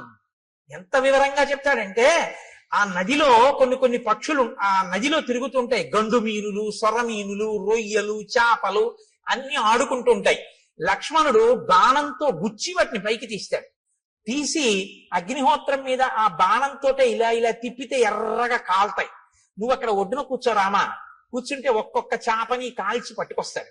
ఆ పక్షిని కొట్టి కాల్చి పచనం చేసి ఆ నీతి ముద్దలా ఉన్న పక్షి మాంసం తీసుకొచ్చి పెడతాడు. చక్కగా నువ్వు ఆ ఒడ్డున కూర్చుని కమ్మగా తిన్న తర్వాత దాహం వేస్తుంది. ఎందుకంటే నీతి ముద్దలా కదా ఉంటాయి. దాహం వేస్తే లక్ష్మణుడు ఏం చేస్తాడో తెలుసా?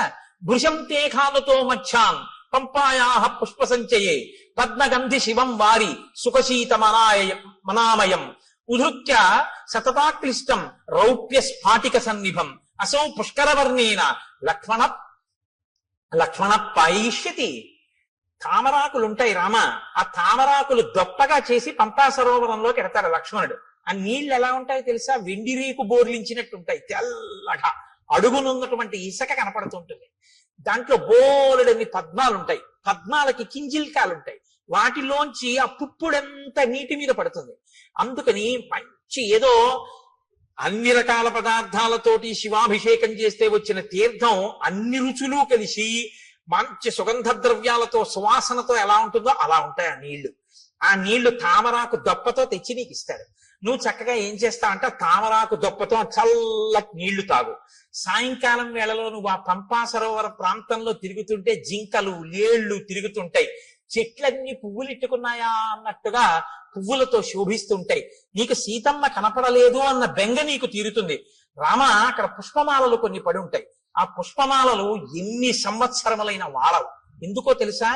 నతాని కశ్చిన్ మాల్యాని తత్రారోపయితా నరః నచవై మ్లానతాన్యాంతి నచ శీర్యంతి రాఘవ.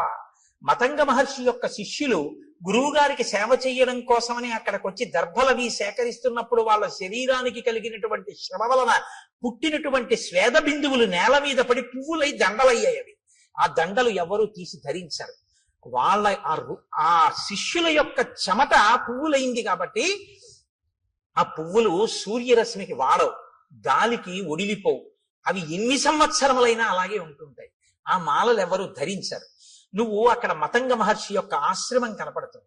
చాలా లోపలికి వెళ్ళడం చాలా కష్టం. గొన్నేనుగులు దాని చుట్టూ తిరుగుతూ ఉంటాయి. రామ, అక్కడే శబరి ఉంది ఇప్పుడు ఆ ఆశ్రమంలో. తేషాం గతానాం ఆద్యాపి దృశ్యతే పరిచారిణి శ్రమణీ శబరీనామ కాకుత్స చిరంజీవిని త్వాంతు ధర్మే స్థితా నిత్యం సర్వభూత నమస్కృతం దృష్ట్వా దేవోపమం రామ స్వర్గలోకం గమిష్యతి. నువ్వు ఒక్కసారి ఆ ఆశ్రమంలోకి వెళ్ళి శబరిని చూస్తే శబరి నిన్ను చూసిన తరువాత స్వర్గలోకానికి వెళ్ళిపోతుంది. నీకోసమే ఎదురు చూస్తాను. రామ అక్కడ నుంచి కొంచెం ముందుకు వెడితే ఎప్పుడు ఏనుగులు తిరుగుతూ ఉంటాయి. ఆ ఏనుగులు తిరుగుతున్నటువంటి ప్రాంతానికి లోపలే మతంగ మహర్షి చేత నిర్మింపబడిన మతంగ వనము అని ప్రసిద్ధికెక్కినటువంటి ఆశ్రమం ఉంది. అక్కడే పంపా సరోవరానికి తూర్పున ఋష్యమూకము అనేటటువంటి ఒక పెద్ద పర్వతం ఉంది. ఆ పర్వతం యొక్క గొప్పతనం ఏమిటో తెలుసా రామ?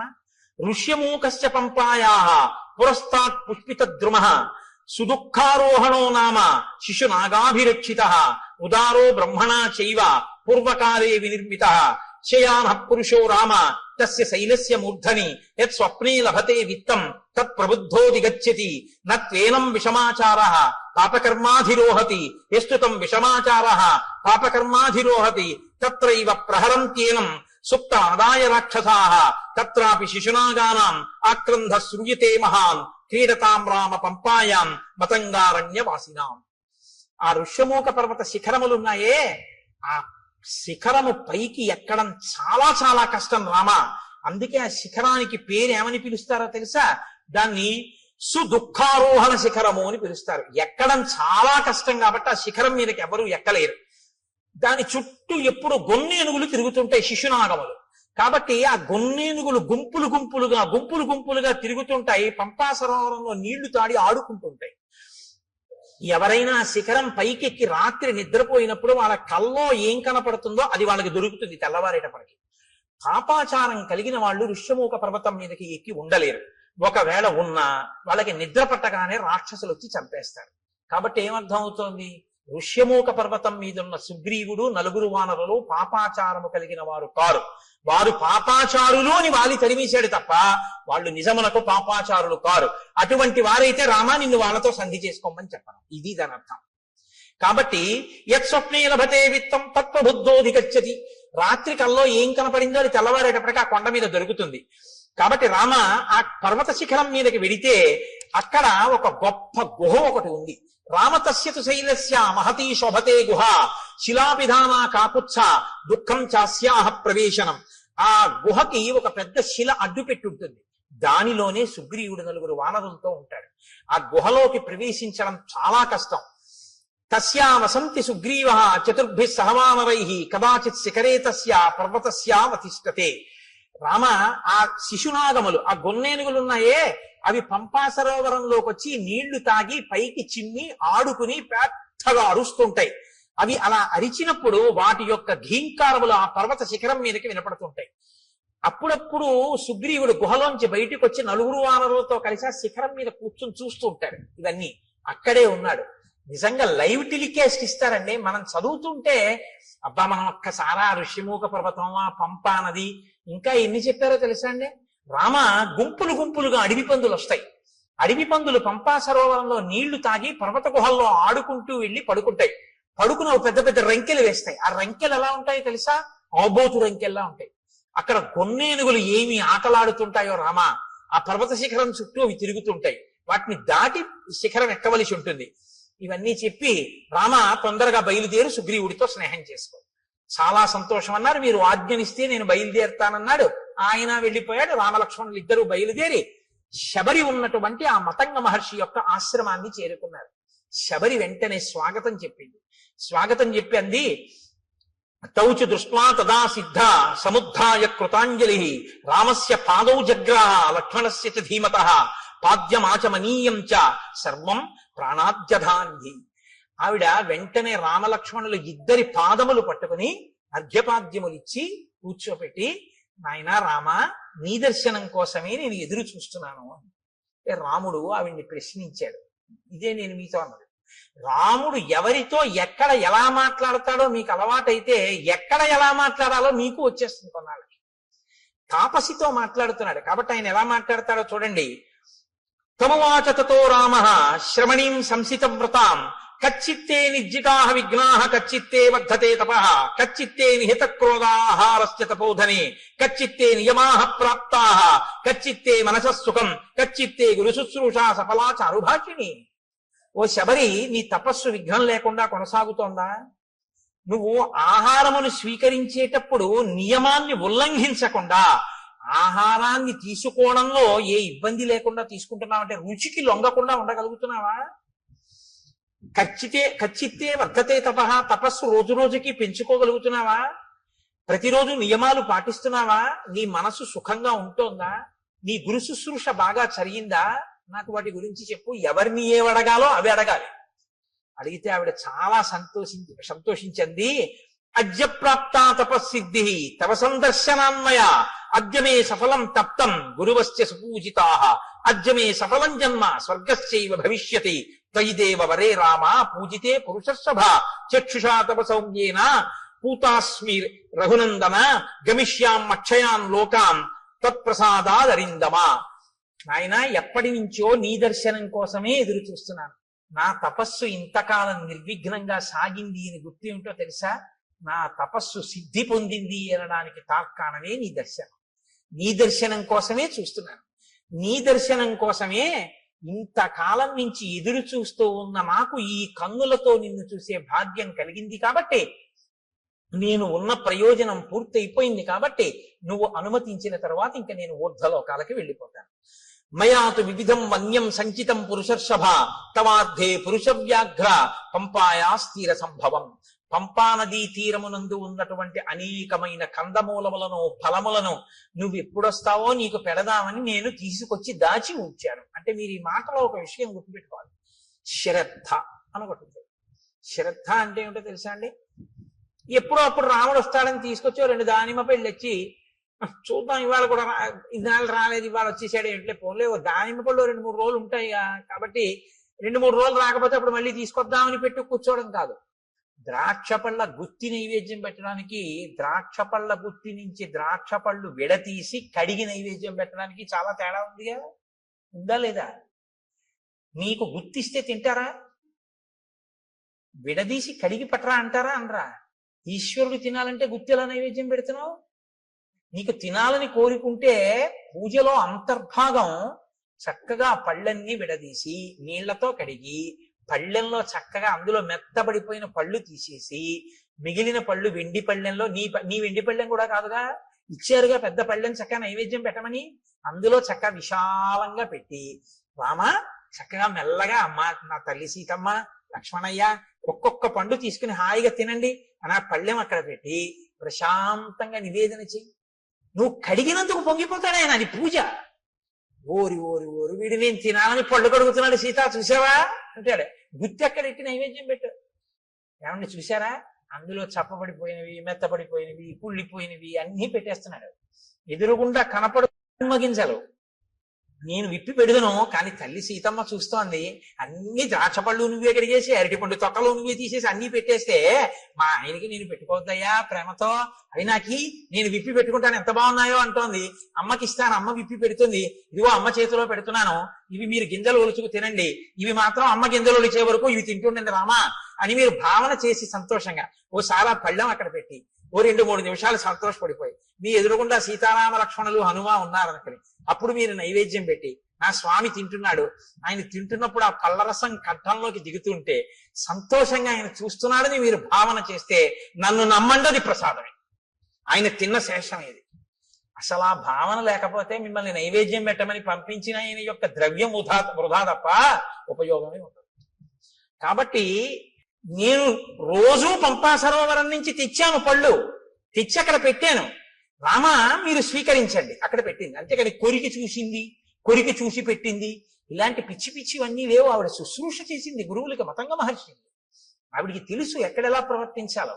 ఆవిడ శ్రద్ధ ఎక్కడా మీకు అర్థమవుతుందని నేను ఈ మాటలు చెప్పాను. నైవేద్యం పెట్టడం ద్రాక్ష పళ్ళ గుత్తి గురించి ఆవిడ అలా ప్రతిరోజు సేకరించి తీసుకొచ్చి అక్కడ పెట్టింది. ఏమో రాముడు వస్తారేమో పెట్టుకోవాలి, ఎప్పటి పళ్ళప్పుడు. నేను చైతన్య కుసుమ ప్రియా అమ్మవారు. అందుకే అమ్మవారికి బంగారు తామరలతో బంగారం పూలు చేయించామని అంటారు. బంగారం పూలతో చేయిస్తే మీరు గుర్తుపెట్టుకోండి జాగ్రత్తగా, చాలా మంది చేసేస్తారు కానీ దానికి ఒక కారం ఉంటుంది. రెండో రోజు ఎవరో ఏం చేస్తాడు, ఇలా తీస్తాడు ఆ పూలు, అది గీసుకుని అమ్మవారి పాదానికి ఎర్రగా ఉన్న నా తల్లి పాదం మీద గీత పడి చిన్ని నెత్తుటి చుక్క పైకి చిందిందనుకోండి, మీరు 1,000,000 జన్మలు ఎత్తినా మీ పాపం పోదు. ఎవడు చేయమన్నాడు ఆ పూలు? ఓ గడ్డి పువ్వు తెచ్చి అక్కడ చాలు. అందుకే ఆవిడ చెప్పింది చైతన్య కుసుమ ప్రియా, నేను చైతన్యం ఉన్న పువ్వుల్ని ఇష్టపడతాను అని చెప్పింది ఆవిడ. ఈ బంగారం పూలు వెండి పూలు తెచ్చేమని ఆవిడ చెప్పలేదు. ఎవడో వెర్రెక్కినవాడు మొదలెట్టాడు ఇవన్నీ. కాబట్టి అలాంటి పిచ్చి పనులు అనవసరం. చైతన్య కుసుమాలు ప్రకృతిలో వచ్చాయి, వాటితో చేస్తే చాలు. అందుకే ఏ ఋతు పుష్పములను ఆ ఋతువునందు పూజ చేస్తే ఈశ్వరుడు ప్రీతి చెందుతాడు. అసాధారణమైనవి తెచ్చే ప్రయత్నం చేయకూడదు. అక్కడ నీకు లభ్యమయ్యే వాటితో చేస్తేనే ఈశ్వరుడు సంతోషిస్తాడు. ఇప్పుడు శ్రద్ధ. కాబట్టి శబరి వాటిని అన్నింటినీ అక్కడ పెట్టింది. ఇహతే భావితాత్మానో గురవే మే మహావనే జుహావాంచక్రియే తీర్థం మంత్రపూజితం. నాయన, ఇదిగో మా గురువు గారి యొక్క గొప్పతనం ఏమిటో చూపిస్తాను రా, ఆశ్రమం చూపిస్తానని తీసుకెళ్లి గురవోమే మహావనే, మా గురువు గారు ఈ అరణ్యంలోనే తిరిగారు, ఈ ఆశ్రమంలో. ఆయన ఒకానొకప్పుడు తన మంత్రశక్తితో గంగా నదిని ఆవాహన చేశారు. ఇదిగో ఇక్కడ ఆ తీర్థం ఇప్పటికీ ప్రవహిస్తోంది ఆశ్రమంలో, చూడు. ఇయం ప్రత్యక్షస్థలీవేది ఎత్ర తేమే మనస్కృతాః పుష్పోపహారం కుర్వంతి శ్రమదుద్దేశిభిః కరైః. చాలా బడలిపోయినటువంటి నీరసంతో ఉన్న శరీరంతో ఉపవాసములు చేసి ఉన్నటువంటి శరీరం కాబట్టి భగవంతుని యందు ధ్యానంలో ఒళ్ళు మరిచిపోయిన వారు కనుక లేచి పుష్పమాల ఇలా వణికిపోతున్న చేత్తో స్వామికి సమర్పించారు. ఇక్కడే ఆయన అగ్నికార్యం చేశారు. వాళ్ళు వెళ్ళిపోయి చాలా కాలం అయింది. నువ్వు చిత్రకూట పర్వతం మీద ఉన్నప్పుడు వాళ్ళు దివ్య విమానాలు ఎక్కి వెళ్ళిపోయారు. రామ, ఇప్పటికీ వేదులు ఎలా ప్రకాశిస్తుంటాయో చూడు, దిశలన్నీ ప్రకాశిస్తాయి ఈ వేదుల వల్ల. వాళ్ళు చేసినటువంటి అగ్నికార్యం ఇప్పటికీ అంత తేజస్సుతో ఉంది. తేషాం తప ప్రభావేన పశ్చాద్యాపి రఘుత్వః జ్యోతయంతి దిశ సర్వాః శ్రియా వేద్యోతుల ప్రభా. అశక్నువద్భిస్తైర్గంతుం ఉపవాస శ్రమాలసైః చింతితేభ్యగతాన్ పశ్య సహితాన్ సప్తసాగరాన్. చింతితేభ్యాగతాన్ పశ్య, ఎంత గొప్ప మాట అండి.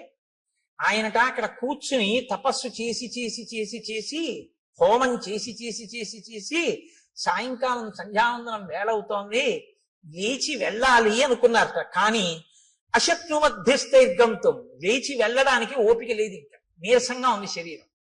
ఎలా అనుకుని సప్త సాగరములారా ఇలా రండి, స్నానం చేస్తానన్నట. 7 సముద్రాలు వచ్చి ఇక్కడ ప్రవహించాయి.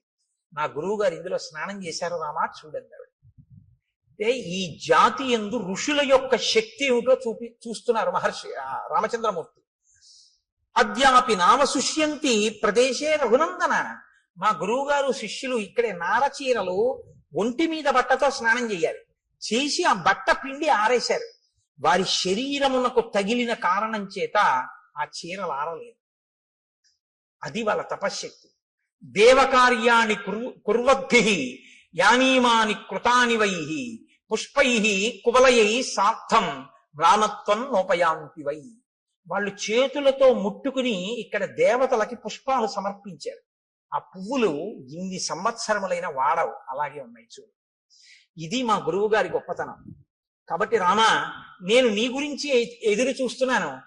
నీకు ఆతిథ్యం ఇమ్మని మా గురువు గారు చెప్పారు. దర్శనం చేసుకుని ఆతిథ్యం ఇచ్చి రమ్మన్నారు. ఇటుగా రాముడు వస్తాడు, ఆతిథ్యం ఇవ్వడానికి ఉండాలన్నారంటే రామచంద్రమూర్తి ఆగమనానికి ఎలా ఎదురు చూశారో చూడండి.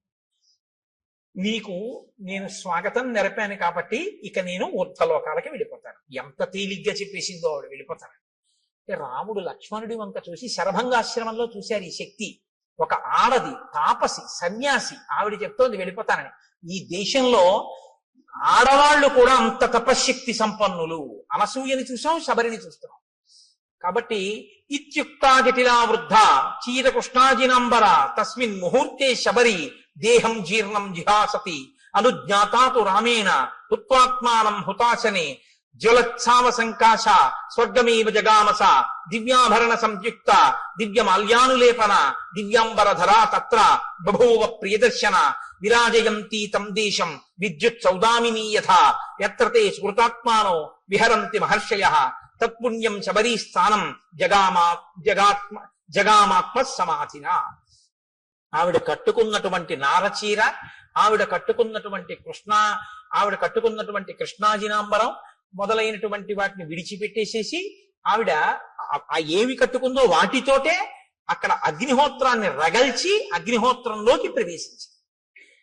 తన శరీరాన్ని కూడా అగ్నిహోత్రంలో వ్రేల్చింది. ఆ శరీరము అగ్నిహోత్రమునందు తప్తమైపోతూ ఉండగా మెరుపు తీగ ఎలా ఉంటుందో అటువంటి శరీరం కింద మారిపోయి దివ్యమైనటువంటి ఆభరణములు, దివ్యమైనటువంటి వస్త్రములు ధరించినదై ఈయన చూస్తుండగానే నమస్కారం చేస్తూ స్వర్గలోకానికి చేరిపోయి, పూర్వం ఆమె సేవించిన గురువులు ఎక్కడున్నారో, ఆ గురువుల శిష్యులు ఎక్కడున్నారో అక్కడికి ఈవిడ కూడా వెళ్ళిపోయింది. గురు సేవ ఎంత గొప్పదో నిరూపిస్తుంది శబరి వృత్తాంతం.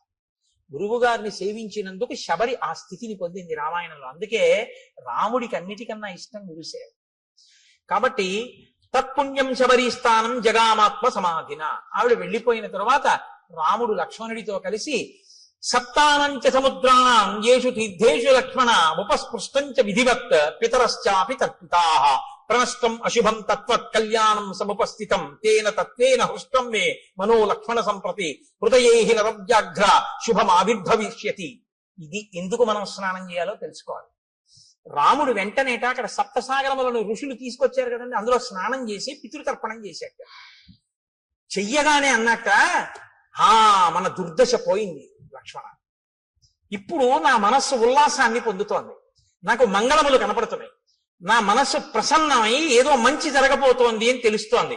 ఇంత గొప్ప తీర్థంలో స్నానం చేయడం వల్ల మన పాపం నశించింది. మీరు చెప్తే ఆశ్చర్యపోతారు. ఒకనకొకప్పుడు ఒక ఆయన చాలా ఇబ్బందుల్లో ఉండేవాడు. ఆయన వెళ్ళి స్నానం చేసే స్థితిలో లేడు. ఎందుకంటే ఆయనకు అప్పటికి ఒక యాక్సిడెంట్ అయ్యి కట్టు కట్టారు. ఆయన చాలా కష్టాల్లో ఉంటే ఒక మహాత్ముడు ఒక ఆయనతో కలిసి నేను వాళ్ళ ఇంటికి వెళ్ళడం జరిగింది. ఆయన నన్ను అడుగుతున్నాడు, ఏమండి నేను చాలా ఇబ్బందుల్లో ఉన్నాను, సాధారణంగా ఇలాంటి ప్రశ్నలు ఏదో ఈయన చెప్పగలను అనుకుంటా, రామాయణం చెప్తావని చెప్పగలనా, ఏదో పాపం వాళ్ళ సంతోషం అడుగుతూ ఉంటారు. ఏం చేయమంటారు అంటే నేను ఆలోచిస్తున్నాను, ఏం చేయమని చెప్దాం, యాక్సిడెంట్ అయింది, కాళ్ళు విరిగిపోయి కట్లు కట్టేశారు, ఏం చేయమని చెప్తే ఏం చేయగలడు అని ఆలోచిస్తుంటే నాతో వచ్చిన మహాత్ముడు పక్కున్నది అన్నారు, ఎందుకంటే దానికి అంత బాధపడతారు, ఇక మీకేమీ అవదు, పుష్కరం నుంచి సీసాతో నీళ్లు తెచ్చుకు చల్లుకోకండి, కారు చేయించుకుని మీ ఊళ్ళో పుష్కరాలు అవుతున్నాయిగా, గోదావరి పుష్కరాలు, ఒక్కసారి నదిపాయం మీకు దగ్గరగా ఎక్కడుందో అక్కడికి వెళ్ళి ఆ ఒడ్డున కూర్చుని ఇలా వంగండి, కింద కట్లు తెరవకూడదు కానీ తల తెరవచ్చుగా, గోదావరిలో నీళ్లు తీసుకొచ్చి సంకల్పంతో మీ తల నుంచి కంఠం తరిచే వరకు పోసుకోండి, తడి బట్టతో ఒళ్ళు తుడుచుకుని ఇంటికి రండి, మీ దరిద్రం అక్కడతో పోతుంది అన్నాడు. మీరు నమ్ముతారా? నేను యథార్థం చెప్తున్నా, రామాయణం చెప్తూ. ఆయన నిజంగా వెళ్ళి ఆ పుష్కర స్నానం చేశాడు. అంతే. ఇవాళ ఆయన ఎంత సంతోషంగా ఉన్నాడో, ఇక మళ్ళీ ఆయన ఏమీ పట్టుకోలేదు. తీర్థస్నానం అంటే ఉత్తినే రాలేదండి, మహాత్ముల యొక్క సంకల్ప శక్తితో వచ్చాయి. ఒక గోదావరి ఉత్తినే రాలేదు, గౌతమ మహర్షి యొక్క తపఫలం. అందుకే నదులు ఎక్కడెక్కడ ఈశ్వరుడు ఉంటే అక్కడికక్కడికి వెళ్ళి చుట్టుకుంటాయి. ఎవరి దారి నేర్పారని? కృష్ణం ఉంది, విజయవాడ కనకదుర్గమ్మని సేవిస్తుంది, మంగళగిరి వెడుతుంది, అమరేశ్వరుణ్ణి సేవిస్తుంది. అక్కడి నుంచి ఎవరు చెప్పారని? శ్రీశైలం వెళ్ళిపోతుంది, ఆ లోయల్లో వెళ్ళిపోయి అక్కడికి వెళ్ళి ఆ పాతాళ గంగా జలమజ్జన నిర్మలాంగా భస్మ త్రిపుండ్ర సమలంకృత పాల భాగా గాయంతి దేవం నిభక్త జనాభవంతం శ్రీమల్లికార్జున విభో తవ సుప్రభాతం అన్ని వదిలిపెట్టి శ్రీగిరిని చుట్టుకుంటుంది, దానికి ప్రదక్షిణం చేసి వెళ్ళిపోతుంది. ఎవరు నేర్పారు నదికి? ఆ నదుల గొప్పతనం అవే, అవి ఈశ్వరుణ్ణి సేవిస్తాయి. ఋషులు తీసుకొచ్చారు వాటిని. మాకు దక్షారామంలో సప్తగోదావరి అని ఉంది, ఋషులు తీసుకొచ్చారు. దాని స్నానమే, దాని ఫలితమే. కాబట్టి రాముడు స్నానం చెయ్యగానే ప్రసన్నుడయ్యాడు. స్నానం శక్తి ఇస్తుందా అండి అంటే నువ్వు ఆ నమ్మకంతో చేసి చూడు. నీకు టాబ్లెట్ లో ఏ కంపోజిషన్ ఉందో అందులో ఏముందో, నీకు విరేచనాలు అవుతుంటే నీకు ఏ సూక్ష్మ క్రిముల వల్ల వచ్చాయో, ఇది వేసుకుంటే నీ రక్తంలో ఎలా కలుస్తుందో, ఆ బ్యాక్టీరియా ఎలా చచ్చిపోతుందో నీకు తెలిస్తే చచ్చిపోయా? డాక్టర్ గారు 3 పూట్ల వేసుకోమన్నాడు, వేసుకున్నావు, చచ్చిపోయా లేదా? విరేచనాలు తగ్గాయా లేదా? డాక్టర్ గారు చెప్తే మాత్రం నేను ఎలా వేసుకుంటానండి, ఇందులో ఏముందో నాకు తెలియాలండి, తెలిస్తేనే నేను వేసుకుంటానండి అంటే ఒక్కలాగే తగ్గదు. నీ నమ్మకం ప్రధానం. మణి, మంత్రము, ఔషధము మూడింటికి నమ్మకం. కాబట్టి ఇప్పుడు నమ్మి స్నానం చేశాడు, ఫలితం వస్తుంది. విశ్వాసమే ఈశ్వరుడు. మనం ఒక ఎక్కడికైనా పవిత్రమైన చోటుకెడితే తీర్థస్నానం తప్పకుండా చెయ్యాలి. కాబట్టి రాముడు ఆ స్నానం చేసి ఉల్లాసాన్ని పొంది సంతోషించి లక్ష్మణుడితో కలిసి నువ్వు వెళ్ళి ఋష్యమూక పర్వతం మీద సుగ్రీవుణ్ణి కలుసుకో అని చెప్పి ఆనందంగా ఇద్దరూ కలిసి ఆ పంపా సరోవరంలో తిరుగుతూ ఇంకా సుగ్రీవుని యొక్క దర్శనం కోసమని ఎదురు చూస్తున్నారు. రేపటి రోజున మహానుభావుడు హనుమ సుగ్రీవుడు ఆ వానరుల యొక్క దర్శనం, సీతమ్మ తల్లి జాడ కనిపెట్టడం వైపుకి కథ తిరుగుతుంది.